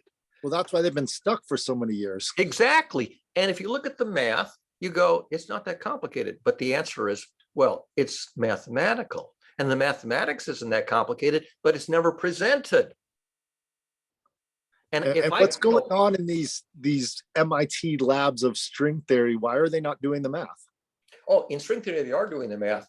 Here's what, I mean, go back to thermodynamics. You have a container full of some gas at some temperature. And you say, okay, we know that these are just gas particles. They're molecules of some gas. And we know that they're moving around and banging off of each other. And so we know that every particle of gas that's just bouncing around in here has some random motion. And it has some average kinetic energy, average amount of energy of motion. And we don't know the instantaneous direction or amount for any one particle, but we know the average. So we call that average the temperature. What is the temperature? It's the mean kinetic energy. So on average, you have the statistic called the mean. And you also have a distribution around that. And that's thermodynamics. And that's already statistical. What we call pressure is the mean amount, is the mean momentum, right? The average momentum, but not the instantaneous. We have the average kinetic energy, which we call temperature. So you already have statistical mechanics, which is thermodynamics. They had statistical mechanics of thermodynamics in the second half of the 1800s, the steam engine and all that kind of stuff. They could do all that stuff. So when they tried to do this quantum mechanics, they were using the same statistics, the same math. But now you're trying to do it with this kind of instead of a bouncing, you're trying to do this kind of a statistics where they're timing to a different drum. That the timekeeping for the left hand is not, see, I have one brain, that's the clock. I'm the conductor. But in real life, there's no one clock that's running these things. They're running independently. And so they're partly correlated and they're partly uncorrelated. That's exactly why I'm excited about Michael Levine's stuff, is he's trying to predict, and you can't. That's the problem, is you can't predict it because it knows what outcome it wants to get to, but how it goes through the pathway and the function, it's different every time because it's only this. Oh, go ahead. You see the door behind me. Everybody has a doorway, lots of doorways. And doorway is about twice as wide as your body. Now, suppose that as I'm walking, I'm kind of doing like this. I walk like this, okay? And so if I have kind of these bouncy side arms, it can be that when I try to walk through the door, if this arm is extended or that arm is extended, then it's going to bump into the door. But it's also possible that the very instant that I'm going through the doorway, I'm at this phase. So if I'm at this phase, I can get through a skinny door, but if I'm in this phase or that phase, I'm going to bump the door. This is why paying attention to the phase of something that's vibrating is important. Because if you're trying to go through a slit, if you're a particle going through a slit and you're basically have this kind of a vibration, then when you're at the narrow phase, you get through, and when you're at the extreme phase, you get blocked, and that's called a polarizing filter of light. Yep. Because the light beam, you have the E field is going back and forth. Well, if the E field is this way, you can get through a slit, and if the E field is that way, you get stopped. And that's how a polarizing filter works. Now you try to find that explained anywhere. It was In on a text- Veritasium episode. I saw it. Well, yeah, they actually had a guy rotating, I think. No, they had polarized lenses and they were showing yeah. how the light, But they didn't explain this part of it. they tried. I've watched that video several times. Yeah, I didn't say they did, but I get what you're saying. The thing is, what determines whether a photon gets through or not? Why do some photons get through the polarizing filter with these narrow slits and some don't? And my answer is, it depends on whether the phase of the E field is narrow enough that it doesn't bump the wall. And suppose it does bump the wall. So here's the electric field that it's going back and forth this way. So when the E field intersects with the material, it's trying to push an electron, because that's what E fields do. They push electron. Now the electron is sitting there in an electron shell of an atom. Now you either can kick the electron out of that orbital to a higher orbital, or you can't. So if the E field is strong enough, you can kick the electron out, in which case the photon dies. It's gone. On the other hand, if you push on the electron and it goes, nope, it says, not this time, buddy. So what you've done is you've pushed back on the E field and you've changed the phase of the E field. So now the photon doesn't get stopped, but now instead of going like this, it's going like this, okay? So the rebound off the electrons that you didn't kick out, the photon survives, but it got jostled. It got tilted. And so now the electrons that made it through, they're not going this way, they could be going that way, okay, or that way. But if they were going that way, they would get stopped.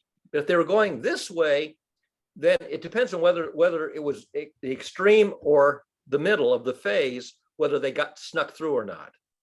If they were this way, what physical things of matter change the phase shift of the electrons that you're talking about? Meaning, does it, like Einstein-Bose said, if you cool it down to certain things, they align.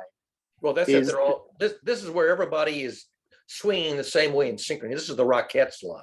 Okay, that's Right. the Bose-Einstein condenses when the Rockettes are all kicking in unison. Okay, Right. But that's because they can't kick in different ways because there's not enough temperature, right? sit down in a movie theater where the seats are very close together and you go to cross your legs. Now, everybody can cross their legs to the left and there's room for everybody to cross their legs. But how, if you're sitting next to somebody whose legs are crossed, which way are you going to cross yours? You don't have a choice. If you try to cross them to the opposite way, you're going to bump into their leg. So you cross your legs the same way. That's a Bose-Einstein condensate. Everybody has to lean to the left or lean to the right, but you can't lean across because you bump. Yep. And a Bose-Einstein condensate, they all end up leaning the same way because the first one is the seed that determines which way is allowed and which way is a bump into. Okay, so this is just my primitive brain thinking, is when you talk about the spin of the electron and the perturbation of, what is it called? The Precession. the axis, the precession. Precession That- around the mean. That makes me think of, what do I know in my life that talks about precession? And that's the ancient Indian understanding of yugas, of the precession of the earth itself. Yeah, the north-south axis, which currently points at Polaris, actually every 26,000 years, it goes in a precession cycle. And in 13,000 years, it'll be pointing at the star Vega instead of Polaris. So just being a complete moron, isn't it obvious that the Earth is one electron in an entire field? Well, precession of gravity, of mechanical spin, mathematically is like the precession of magnetic spin in a magnetic field. So the mathematics is the same, but it's a different effect. One is due to gravitation and gravitational mass, and the other one is due to electric or magnetic field and external magnetic fields. So mathematically, they behave the same. The same precession is the same math, but it's from a different effect. One is gravitational. And from a different time, right? I mean, we're talking about nanoseconds versus Well, that's the other precession. thing. Right. An fMRI machine is using magnetic precession nearly instantaneously, whereas a spinning top on your table, which is this big, will take, about a half a second to precess, or a second. The Earth is taking 26,000 years to do one revolution because it's huge. Yep. Okay. But mathematically it's the same effect. It's just that the phenomenon that's in play, magnetism versus gravity, and angular momentum versus magnetic moment. But that's what's driven me crazy my whole life, is there, like,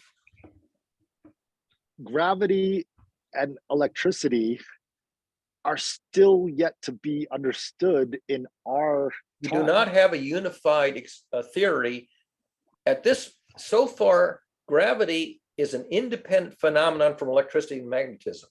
Now, here's the thing: electricity and magnetism have been tied to nuclear forces. There's the electroweak. Okay, so electricity and magnetism can be connected to nuclear forces, but so far gravity stands alone. And one of the places where they think there's maybe a connection is go back to thermodynamics, go back to statistical mechanics. And now you can begin to make a connection. Why? Because gravity affects timekeeping. Right. And anything that's varying rapidly in time, the only interaction is that gravity determines how fast clocks tick. So if this thing is vibrating, if some quantum particle is vibrating at some natural frequency, what's determining the rate at which it vibrates? Its natural characteristics and the strength of gravity there. That's Right. the connection. And that's so, to talk outside of mathematical and science terms, just for a second, Mhm. to go outside of that, imagine if gravity is a belief, meaning, say the Earth was thinking, and the Earth thought, I believe that I am this much density of matter. But then the Earth pulled more matter towards itself. So let's fast forward 8 billion years, or not 8 billion, sorry. Yeah. How about, let's just say 3 billion years. Yeah, the mass of the Earth increases because it draws in space stuff. Thank you. And so that's exactly my point, is throughout enough time, matter changes. And like you're saying, if that perturbation of the door is there, and if you phase shift at one point, you're going to whack into it, or if you just get it just right. Like, I saw a science experiment. It was a stupid YouTube video, but they're trying to throw a dart through 9 fast moving fans to see. It's really fun to watch. You got to get the timing just right. You got to get the phase. If you're at the phase between blades, you get through it. If you're at the phase where you're hitting the blade, you don't. That's this phase. That's this phase synchrony issue. The phase synchrony issue on these YouTube videos is really fun, because sometimes they go through 10, sometimes they go through 3, right? Sometimes they go through 12. And that phase synchrony, when you watch it in real time on a slow motion camera, it's really fun to watch. If you could slow it down so you can see the phase from in phase and out of phase, then you can say, oh, now it makes perfectly good sense. But if the phase is super fast, if the frequency is so fast, you see the blur of the fan in your window, then you don't appreciate the concept of phase. When they built aircraft, propeller-driven aircraft, to fire a machine gun, they had to range it because they were actually firing through the propeller, and they had to synchronize the gunner. Oh, forget about it. So that it only went through when the propeller was not blocking it, and that was the design, because you had to shoot through the direction you're looking, and the propeller's in front of the direction you're looking. They actually designed the aircraft gun to fire through the propeller.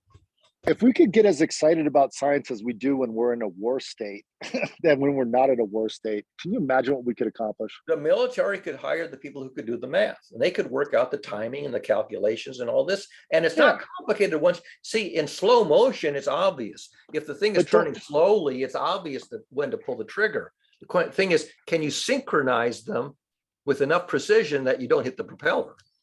Yeah, well, I just watched a video on why it's so hard to attack the US. And if you look at the actual highway system that was created, it was created right after World War II for the idea. Like I'm starting to understand how the military thinks. Yeah, it's a 1 mile straight landing strip.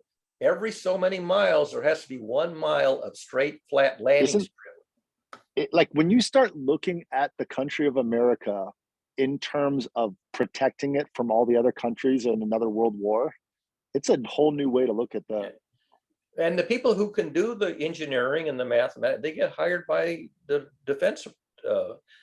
Yeah. And their calculations are what's the word, classified. So even though the math is really just textbook math, they don't talk about it because the application is classified. Well, but they tried to get you to work on military projects. I'm just saying, every time I look at history, when Harry Truman said, "Beware of the industrial military complex," that's a giant suck of knowledge of our smartest and brightest in America. It was Eisenhower, but yes. I'm sorry, Eisenhower. Yeah. But I'm just saying, the fact, to me, everything went askew when Germany decided to take over the world. And then when they didn't accomplish that, they did it again. And they went to war with the world. And then after that, the whole world is still traumatized with PTSD over that. Yep, absolutely. Absolutely. I think once we get over that trauma, and then that's why I'm here at this Global Challenges Collaboration Group. I came in mostly that what drew me here was the idea that there's going to be a fight for minerals in this new technological era. Mhm. And most of those minerals are located in third world countries in the continent of Africa, Indonesia. Yeah, the rare earth minerals that go into electronic circuits, those rare earth minerals. Yeah. And that's what I see moving forward. That's why I got involved in this global challenges, is because I wanted to know who's going to exploit these third world countries in the next 30, 40 years. And it's already been 5 years that I've been here, and I've already watched like right now, I don't know if you're following what's going on in Thailand, but they're becoming a new manufacturing center for the world. Oh yeah, Thailand, well, they make chips. I mean, they moved all the chip manufacturing to Asia because it was cheaper and it was automated and whatever. And, you know, it was less expensive to make the chips in Thailand and wherever. Yeah, I love this story that Taiwan. Elon Musk told a story at the opening of his Cyber Texas Gigafactory. Yeah. He said he wanted to basically do a Hot Wheels design for cars where you have a giant press that just presses, like stamps out the entire, in one piece, what used to be, 150 pieces. Yeah. And he asked 5 different companies if they could build a press that big. 4 of them said no, 1 said maybe. And he said, "Oh, I'll take that as a yes." So he worked with this, this Italian company, and they just shipped over the press this last month that's going to press these metals. And they've been working on the manufacturing of this cold rolled steel to make it compress, which in my world, I used to work in packaging, and we were trying to manipulate the materials of corn plastics, and it kept cracking and we had to let go of it. But materials, to me, the most fascinating thing of working in the packaging world was material science. And there's an actual library of materials in New York City, and the name of it is Materials Connection. And geometry, because making, it's easy to make a rectangular or a cylindrical container, but a lot of really powerful containers have a rather exotic geometry to minimize the amount of material and still have the sturdiness. But that's what got me into Buckminster Fuller's work. what you Yeah. just said, the tensegrity of the materials. He Right. asked in the 1920s, how much does that skyscraper in New York weigh? Yep, yep. You know, the sidewalls of a soda can are thinner than at the top and the bottom. That's why you Oh can, yeah. you can squeeze it in the middle, but you can't squeeze it at the top. They actually worked out mathematically the thickness gradient so that they could extrude it. And now aluminum cans are extruded from the bottom. So all the metal from the bottom up to the top is one piece of metal. You Oh, didn't have a you separate should top get and in. bottom.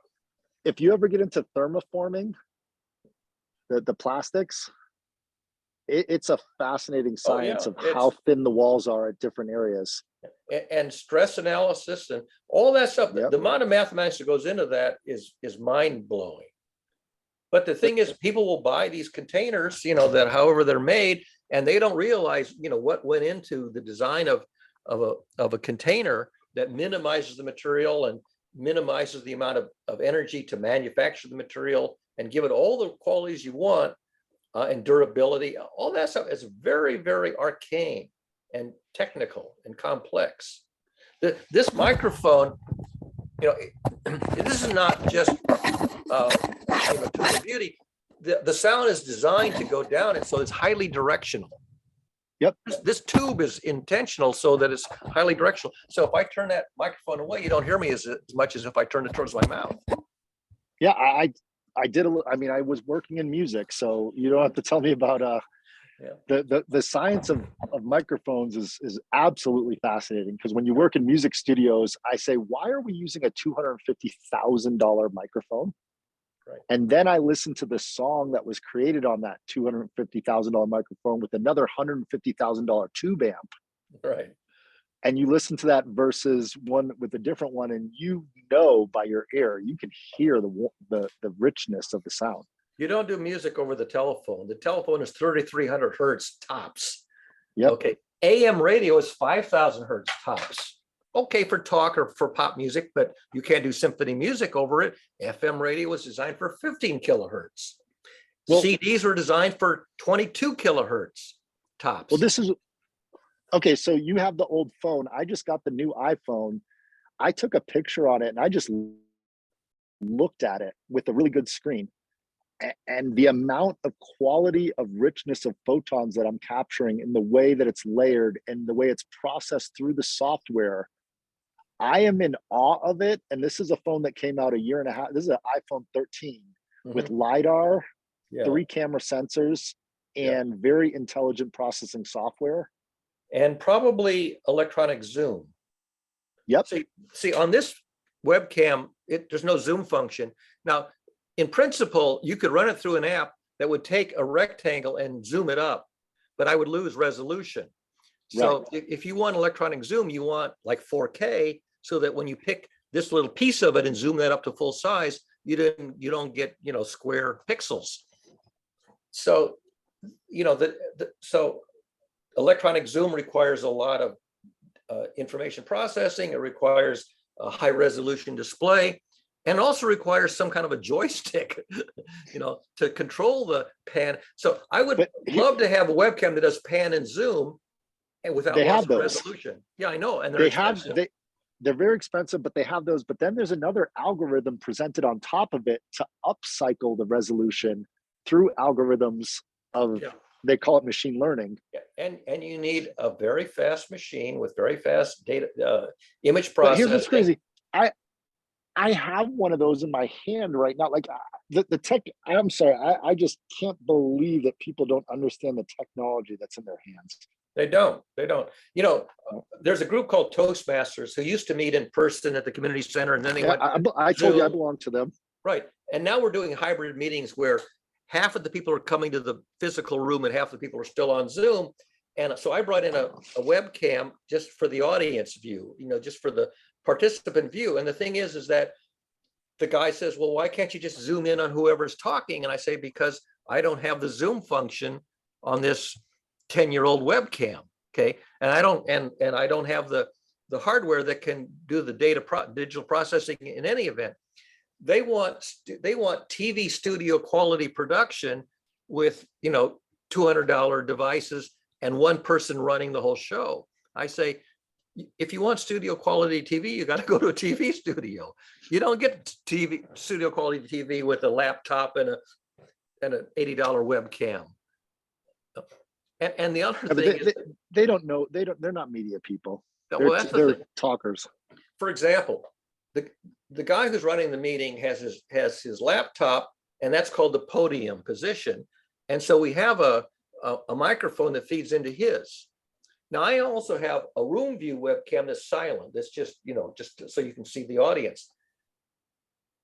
Suppose that if somebody in the audience is talking and you want to have the speaker view switch to that camera, Zoom says no. Speaker view, who's ever got the audio. Well, Right. there's one microphone going into one. That's the speaker view. Well, Zoom doesn't know the speaker view. This problem that you're trying to solve is what Mark Zuckerberg is betting his whole company on, is this metaverse idea of, did you see his latest thing this week of what he announced? I saw the story. It was not his story. The people who are developing this World Horizons group, they don't want to use it themselves. They say the quality is so crappy that don't make us use it. It's not good enough it's not even good enough for us to use on a once a week basis. Right. So to solve that, he just put out a new device called the Quest Pro, which is a $1,500 device. That's yada, yada, yada. He's trying to up the resolution of the metaverse. But you and I aren't going to spend $1,500 to use World Horizon on Facebook. I mean, well, I did on Facebook's dime, because the Quest 2, the one that I got, I have 2 devices of those, so it cost me $400. They subsidized it. It cost them $1,200 to create, and they gave it to me for $4. Sure, because you're and then they broke then they broke their company, and their stock went down because they're like, wait, you're spending all this money to onboard people into a world that you have yet to create. And the developers don't even think it's good enough. The developers don't even like it yet. When I was in the beta testing for those developers, just so you know, Barry. Yeah. So you probably, what did they call it? They had jargon, which I don't remember. They had jargon for this not being good enough. Stuff. I can talk to you all day, Barry, because I thought it was 10:30. I just looked up, it's 11:30. Yeah, it's after 2:30 here. By the way, we have to end no later than 3 o'clock. Otherwise, Sam can upload it, but there won't be any. Yeah, I just realized that. I'm just saying we have to talk more either outside of or in GCC, but there's too much excitingness going on in both the technological world, the geopolitics. I mean, everything that's going on right now. I've been watching the stock market. It's acting like Bitcoin. The entire S&P 500. It's volatile. It's way too volatile. It's way too volatile. Like I'm trying to buy some Tesla stock, and I know where it should be, which is around right now 190 is, I think, a multiple of, I would say 30 of what it's actually worth. The actual, if you just looked at what they're doing at this moment in time. Yeah. But it goes so, people just get so excited about the possibilities, and I feel like the whole world is insane right now. Like nobody knows what a baseline is of reality. Insane, and the world is chaotic, and it's getting more and more chaotic, which means less and less predictable. And most people don't understand the mathematics of chaos theory, which if you understood chaos theory, you would sort of know what you're up against. People don't get chaos theory either. Well, I read James Glick's book a long time ago, and I need to up my understanding. Talking to you helps, because you were telling me about that guy that understood the weather and predicted. The guy from MIT. Yeah, Edward Lorenz at MIT. He had 3 differential equations and 3 unknowns. It turned out to be chaotic. He didn't know that, but when he went to compute it on a computer, he found that if he ran it for a while, and then stopped it and then put the numbers back in to run it again, he didn't realize that round off and truncation was enough to get a completely different run the second time. He thought it was round off error, but he had to go to arbitrary precision. Whatever he was running, he couldn't round off at all, or else he couldn't reproduce it. And he basically rediscovered chaos theory, the tiniest perturbation, no matter how small, in the umpteenth decimal place, and you get a completely different run the second time. Well, the way I understand the world is we've reached a point where the systems are no longer working for the people. Yeah. They're chaotic, If they're the system, unpredictable. they're ridiculous. They're crazy. Yeah. So if that system doesn't have a radical change, meaning every definition of everything we know, whether it comes to economics, whether it comes to economies of scale, whether it comes to global politics, like all of the systems as we know it, if they stay on the course they're on now, it leads to collapse. Yeah, it leads to chaos and collapse. And so I mean, and chaos theory, remember now, chaos theory doesn't really come to public attention until around 1980. Lorenz and a few people had it for 20 years, and then finally James Gleick says, the public's never heard of this, I'm going to write a book. In the 1920s, even though the math was already there in the literature, Einstein and Bohr didn't know about it. And if Einstein had known about chaos theory in 1920s, he would never have said God doesn't play dice. Yep.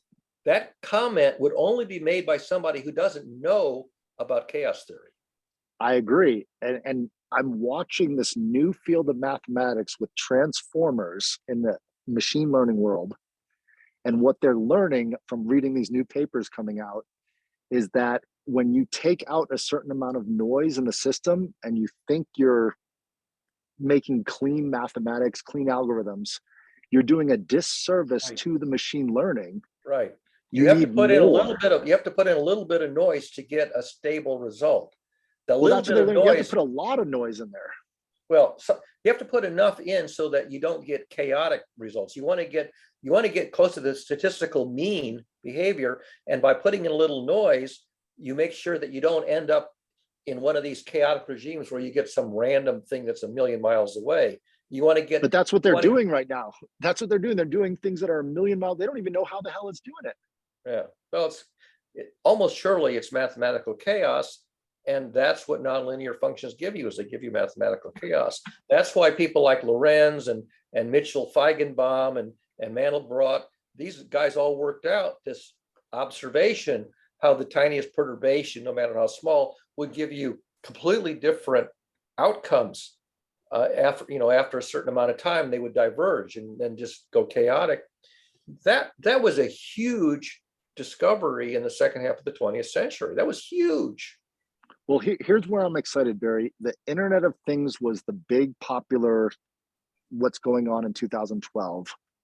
Everyone was talking about IoT, the Internet of Things, microchips and everything. Yeah. Just actually it's coming out this month, is a consortium of 127 companies that have decided on a standard of communication for the Internet of Things called Matter. Have you heard about this? No. It's a way of crossing the borders of multiple companies producing Internet of Things, and I'll just say 4 companies using their Alexa, Siri, Google, and whatever Microsoft says. Yeah. They made a standard so that the Internet of Things, the light bulbs, can communicate over the same channels, and they all can talk to each other. Yeah, standard. Across. Yeah, basically a standard interface. So So- if you use that to collect data on a large, big scale, of the possibilities of data are almost to the nth. Big If you- data. If you do that for the next 25 years and we collect all of that data, then we use these transformers that are chaotic, give it another 50 to 60 years, and they'll be able to actually calculate the noise out of the system in 60 years if we're still around. Yeah. And of course, I won't be around to know if any of that works or not, but at least what I do know is that the mathematics that needs to be used, most of the mathematics has been around for a century. Yeah, but it's just not widely appreciated. And people who don't appreciate the mathematics will use simple-minded thinking that's mathematically unsound. And that's why what I like to do in my last decade or so on this planet is raise awareness of these mathematical topics which are fundamental to know if you're going to get a handle on any of this stuff. Yeah, well, I'm trying to go the other route is the people that are working on the mathematics, I don't want to see them get punched in the face. And I want to protect the integrity of the mathematics as it's learning so that we don't just pull it down. Like imagine a Putin who's crazy and has cancer and decides to just nuke the whole world. You know, that's what I mean by punch in the Look at face. the grief that Anthony Fauci took. Anthony Fauci is a very, very rigorous systems thinker. Look at the abuse that he took from the public when he's trying to give us the best insight that science can give you, and they piss all over him. Sure. I mean, I'll take it there, but then at the same time, who was Anthony Fauci working for ultimately? Was it the people of the United States or the people of the world, or was it large corporations? Oh no, he was the head of the not the Centers for Disease Control, the other one, immunology. I can't remember the name of his group, but he was the head of part of the national. I can't remember. I don't remember the exact titles, but A lot of people resigned, though. A lot of people did not agree with what he was doing, and if you look at the money flow, the money wasn't coming from the drug companies. The money was coming from the government. He was a government employee. But I'm saying, look at the money flow of how much money the drug companies made, how much people that were lobbying the government, and then how much money the government printed from the Federal Reserve, and what happened throughout the whole. It's a big system that I'm not even going to get into politically, but it's beyond my head. Well, the politics of funding is separate from the science of the science. I agree with you, but the way that he interfaced with the public was really terribly well managed. The PR and the communication. Yeah, this is the problem of people who know what they're talking about. They have to simplify it for a general audience, and that's an art. And well, he was not good at that art. Well, I thought he was damn good. I thought he was damn good because I could look at both sides of it, and I heard him. He was just on an interview the other day on BBC, and the BBC guy is throwing all these accusations at him for messing up, and Fauci explained, this is the best information we had at that time because we didn't have the data. He says, when you get the data, and it takes time to get the data, then you can revise and refine your knowledge, and you can change your recommendations. But the first recommendations are conservative because that was based on the data. He was doing. I get that. But the thing is, they said, well, first you said don't wear masks, then you said wear masks. Well, yeah, there were several reasons. Number one, they didn't know whether the masks would do the job that they were supposed to do because they didn't know all the transmission vectors. They didn't know, for example, whether skin contact was a factor. They also knew that the people who needed the mask mostly were the healthcare workers. Well, they also don't know where the virus came from. Well, yes, they were still trying to figure out for sure because there were multiple theories of where it came from. So they were juggling all these possible theories, and all of the lack of enough data, and making the best recommendations at that time. And those were changing over time because they were learning over time. But the public doesn't appreciate this. As science learns, it tells you it changes its mind because it's learning. And no, I appreciate that. But the question that I found disturbing at the beginning of the pandemic was the inability for China to let reporters into the Wuhan area. That's not Fauci. That bothered me. That's not Fauci's fault. I'm not blaming Fauci for that. Fauci has his own bosses. I'm saying, but there are a lot of things that were brought up, and I'll keep studying as they come up, but there's a lot of things that Fauci was doing and not telling the public. And that's why everyone's questioning him. Yeah, because if I tell you the math, I've lost the audience. Yep.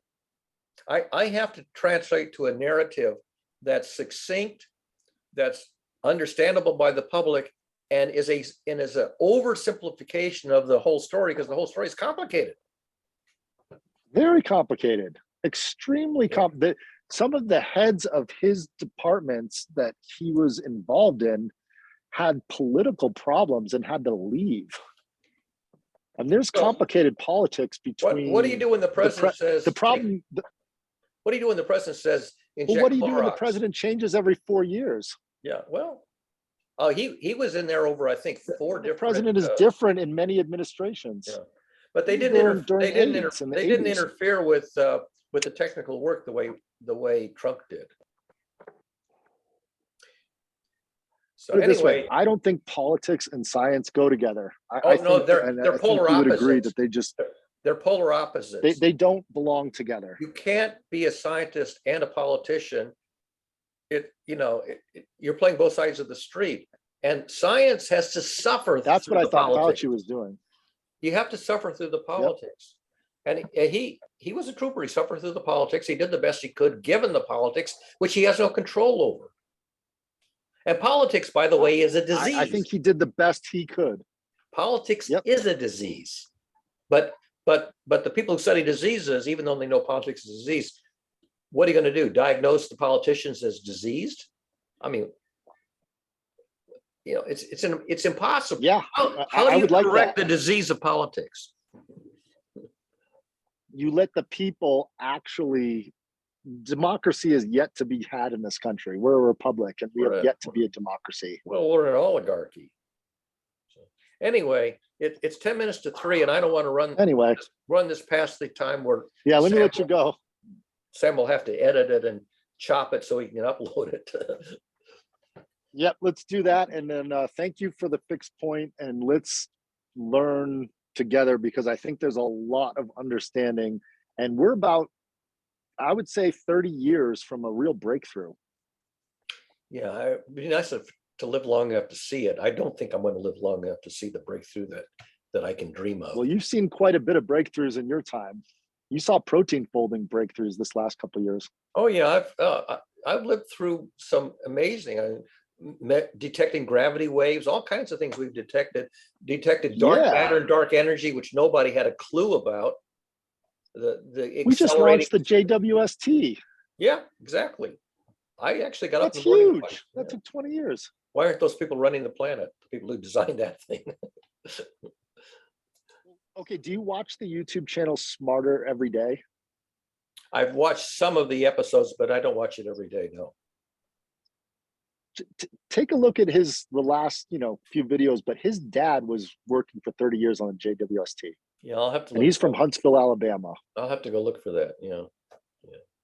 Yeah, he's one of the good ones who's actually trying to explain it and view it through a phantom slow motion camera and explain physics to every he got, the president of the United States brought him, he did an interview with Obama. I mean, he's a special dude. Yeah, I'll have to go watch that. I have some channels that I do Check it watch out. regularly, but that's not one of them. The thing is, YouTube tries to figure out what I like to watch, and it presents them when they come up. And for some reason, that one doesn't come up automatically to be as a presented video for me. If you want to change your algorithm in YouTube for your own personal edification, click the like button constantly on the YouTube channels and the videos that you like, and it will help their algorithm predict for you. Yeah, that's a good point. I don't do that enough. And then the other thing is, the more you watch it, the more it understands what you want. Oh yeah, that So part. the more you use it, the better it gets. Yeah. And Okie then dokie. if you don't want to watch the commercials, let me know. I'll do a GoFundMe and we'll pay to get your ads taken away on YouTube. Oh, I can afford to do that. I'm just too cheap to spend the money. It was the best money I've ever spent. It changed my life. Yeah, I probably should do that. Have a great day. All Barry. right, take Thank you, care. WJ. Sam, if you're listening, you need to end this thing before the top of the hour, otherwise you're going to have to chop it. All right. Cheers. All right.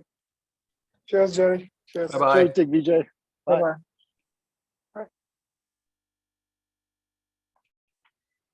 Sam, if you're there, I'm going to see if I can end the meeting. I cannot end the meeting, and I don't think I can stop the recording. Just double check that. No, I can't. So if you don't get back, you're going to have to chop it at the 3-hour mark.